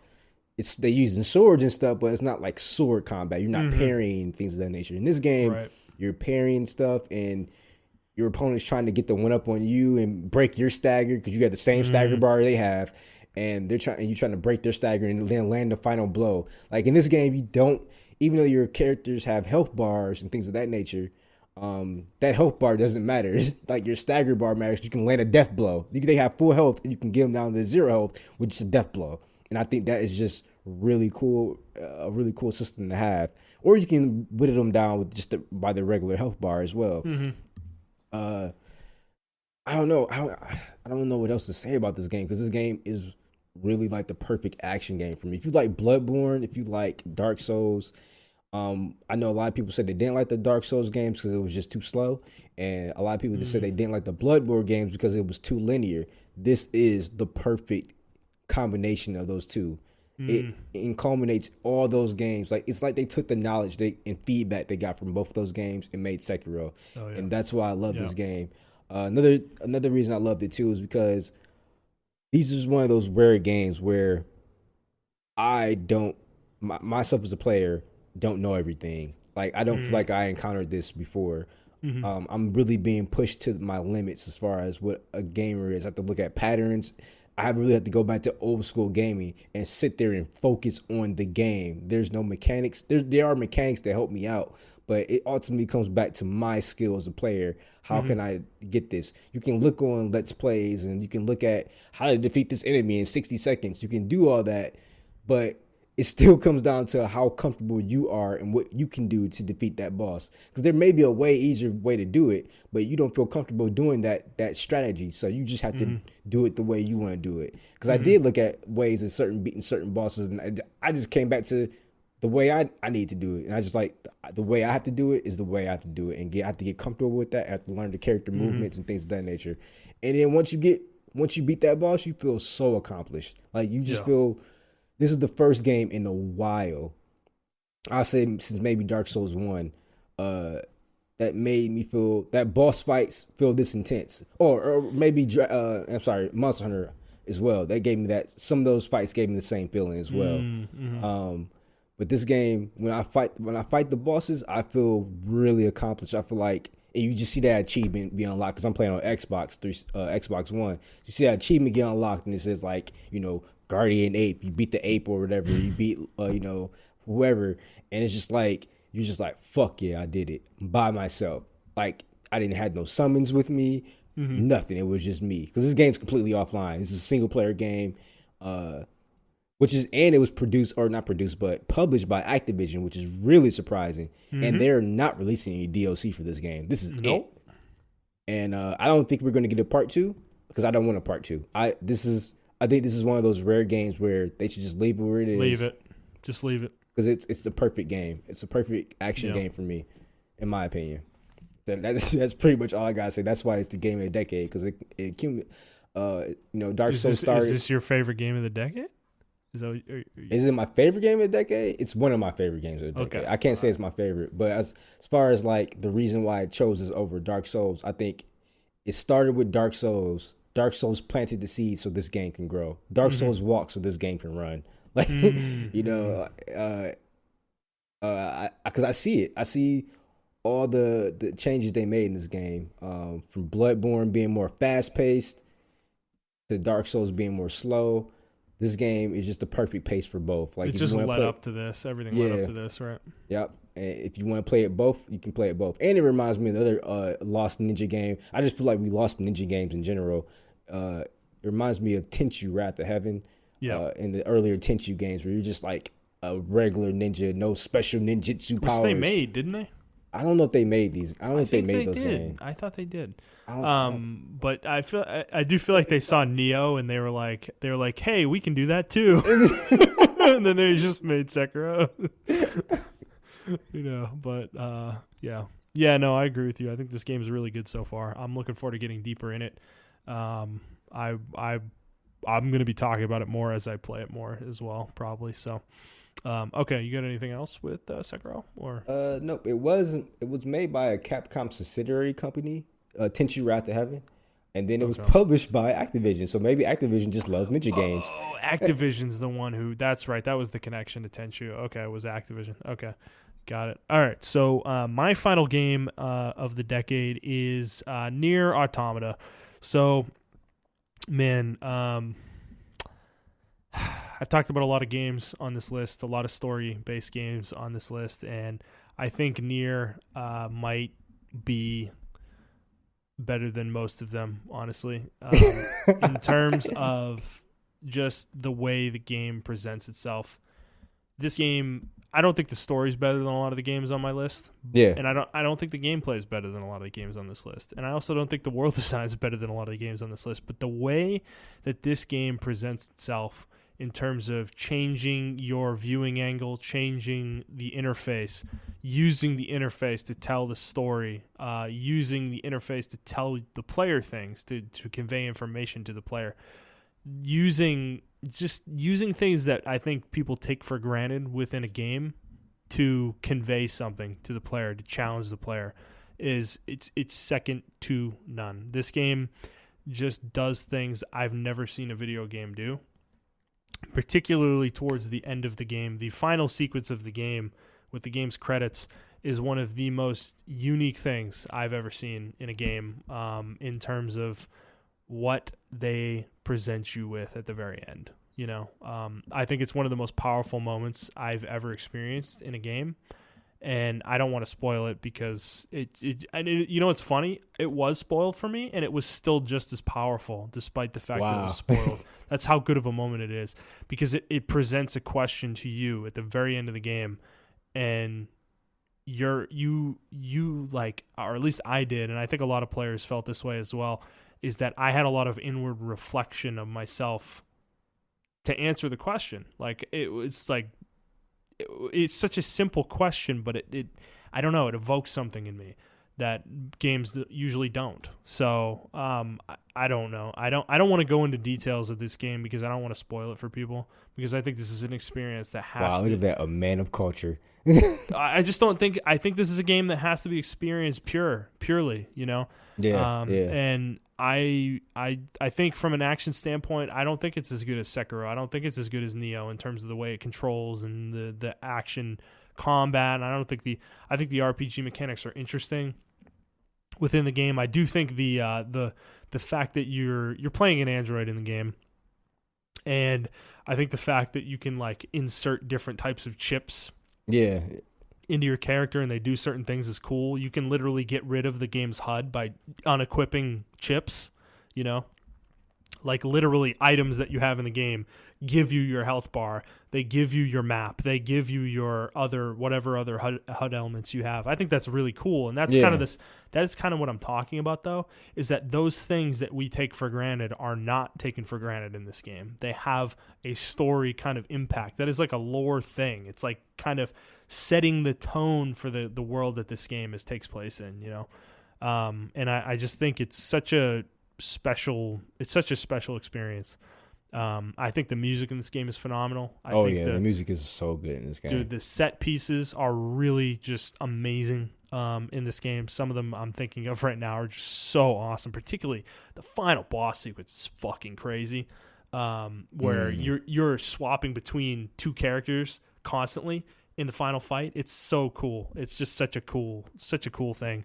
And I think the characters are really cool. I think this world is really cool. This got me into Nier. I hadn't played the original Nier, and I kind of want to. I kind of hope they like remake it, frankly. Because it does not. I heard the story is just as bonkers as it is in this one.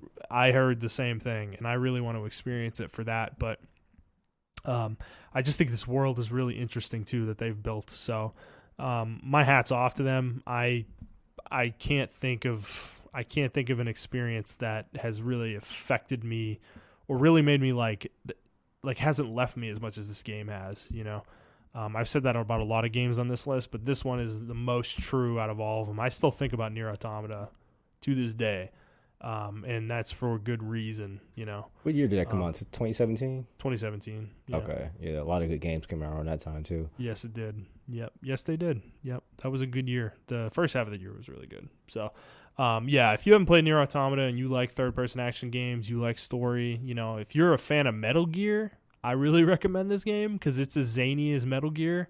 Yeah, that's a good comparison. Yeah, it's definitely as zany as Metal Gear. It kind of does similar things that Hideo Kojima has done in the past in terms of, like with the Psycho Mantis thing in Metal Gear Solid, where he's like reading your memory card and shit. I see you play Parappa the Rapper, dude. It's shit like that though that happens in this game. Yeah. That's really cool stuff. So, highly recommend this game for sure. So, anything else you want to talk about? I guess before we call it a show. No, man. I think that was really good. That's really a combination of this decade. I think this decade started out really strong. We did discover, during our research that, during the middle of the decade, it was definitely a lull. Yeah, there's definitely a lull. If we were to have a discussion, we are still having the same conversations that we had at the beginning of the decade that we have now. They're just in a different light from microtransactions. I think that's still a big thing. DLC and things of that nature. We went from dislock content to just games flat out locking stuff on servers and things of that nature. Things have morphed, but they're very similar conversations. Exactly. the online passes for EA games to play them Oh yeah, online. you remember that shit, man? Yeah, that was a really crazy time from because they were trying to stop the used game sales. They were claiming that was killing the gaming industry. Hmm. I just think this 2010 to 2019 was a really roller coaster of a roller coaster of a decade for gaming. Yeah. Oh yeah. I know a lot of people say this was probably the worst decade of gaming, but I can't say that because we got a lot of good gems out this decade. I was on that fence. I was on that. What would be worse though, if you're thinking about it? I mean, I wasn't alive for this, but maybe the '80s, I guess. Like, Yeah, I mean, I guess, man. because I mean, the '90s were good, the 2000s were good, so I don't know. Yeah, I mean, a lot of people say this is just the worst decade for gaming in general. It wasn't a bad decade though. Like, I think clearly we got a lot of good games during this time period. I just think we went into it, and the developers themselves went into this decade, especially the latter half of this decade, wanting to do a lot more, but the power just wasn't there. I feel like the technology wasn't there yet, and yeah, I think we're heading into a period now where the technology will be there, and yes, they're going to be able to do the things that they want to do. Yeah, and I think we're gonna get some really. I know a lot of people aren't really too positive about it. I've been seeing a lot of dismay about the PS5 and the Xbox X or Xbox Series X. But I'm going to this generation super positive, and I know you guys may think like I'm not a really positive person from our past podcasts, but I'm actually going to this generation super positive because, like you said, I think the developers want to do what they want to do now.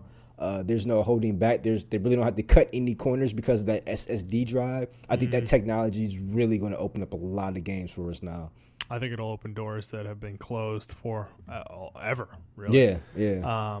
So yeah, no, I agree with you. I think this decade was good. I think there's just a lot of bad trends that happen within this decade. Oh The rise of microtransactions, DLC, and like you said, online passes and all sorts of stuff.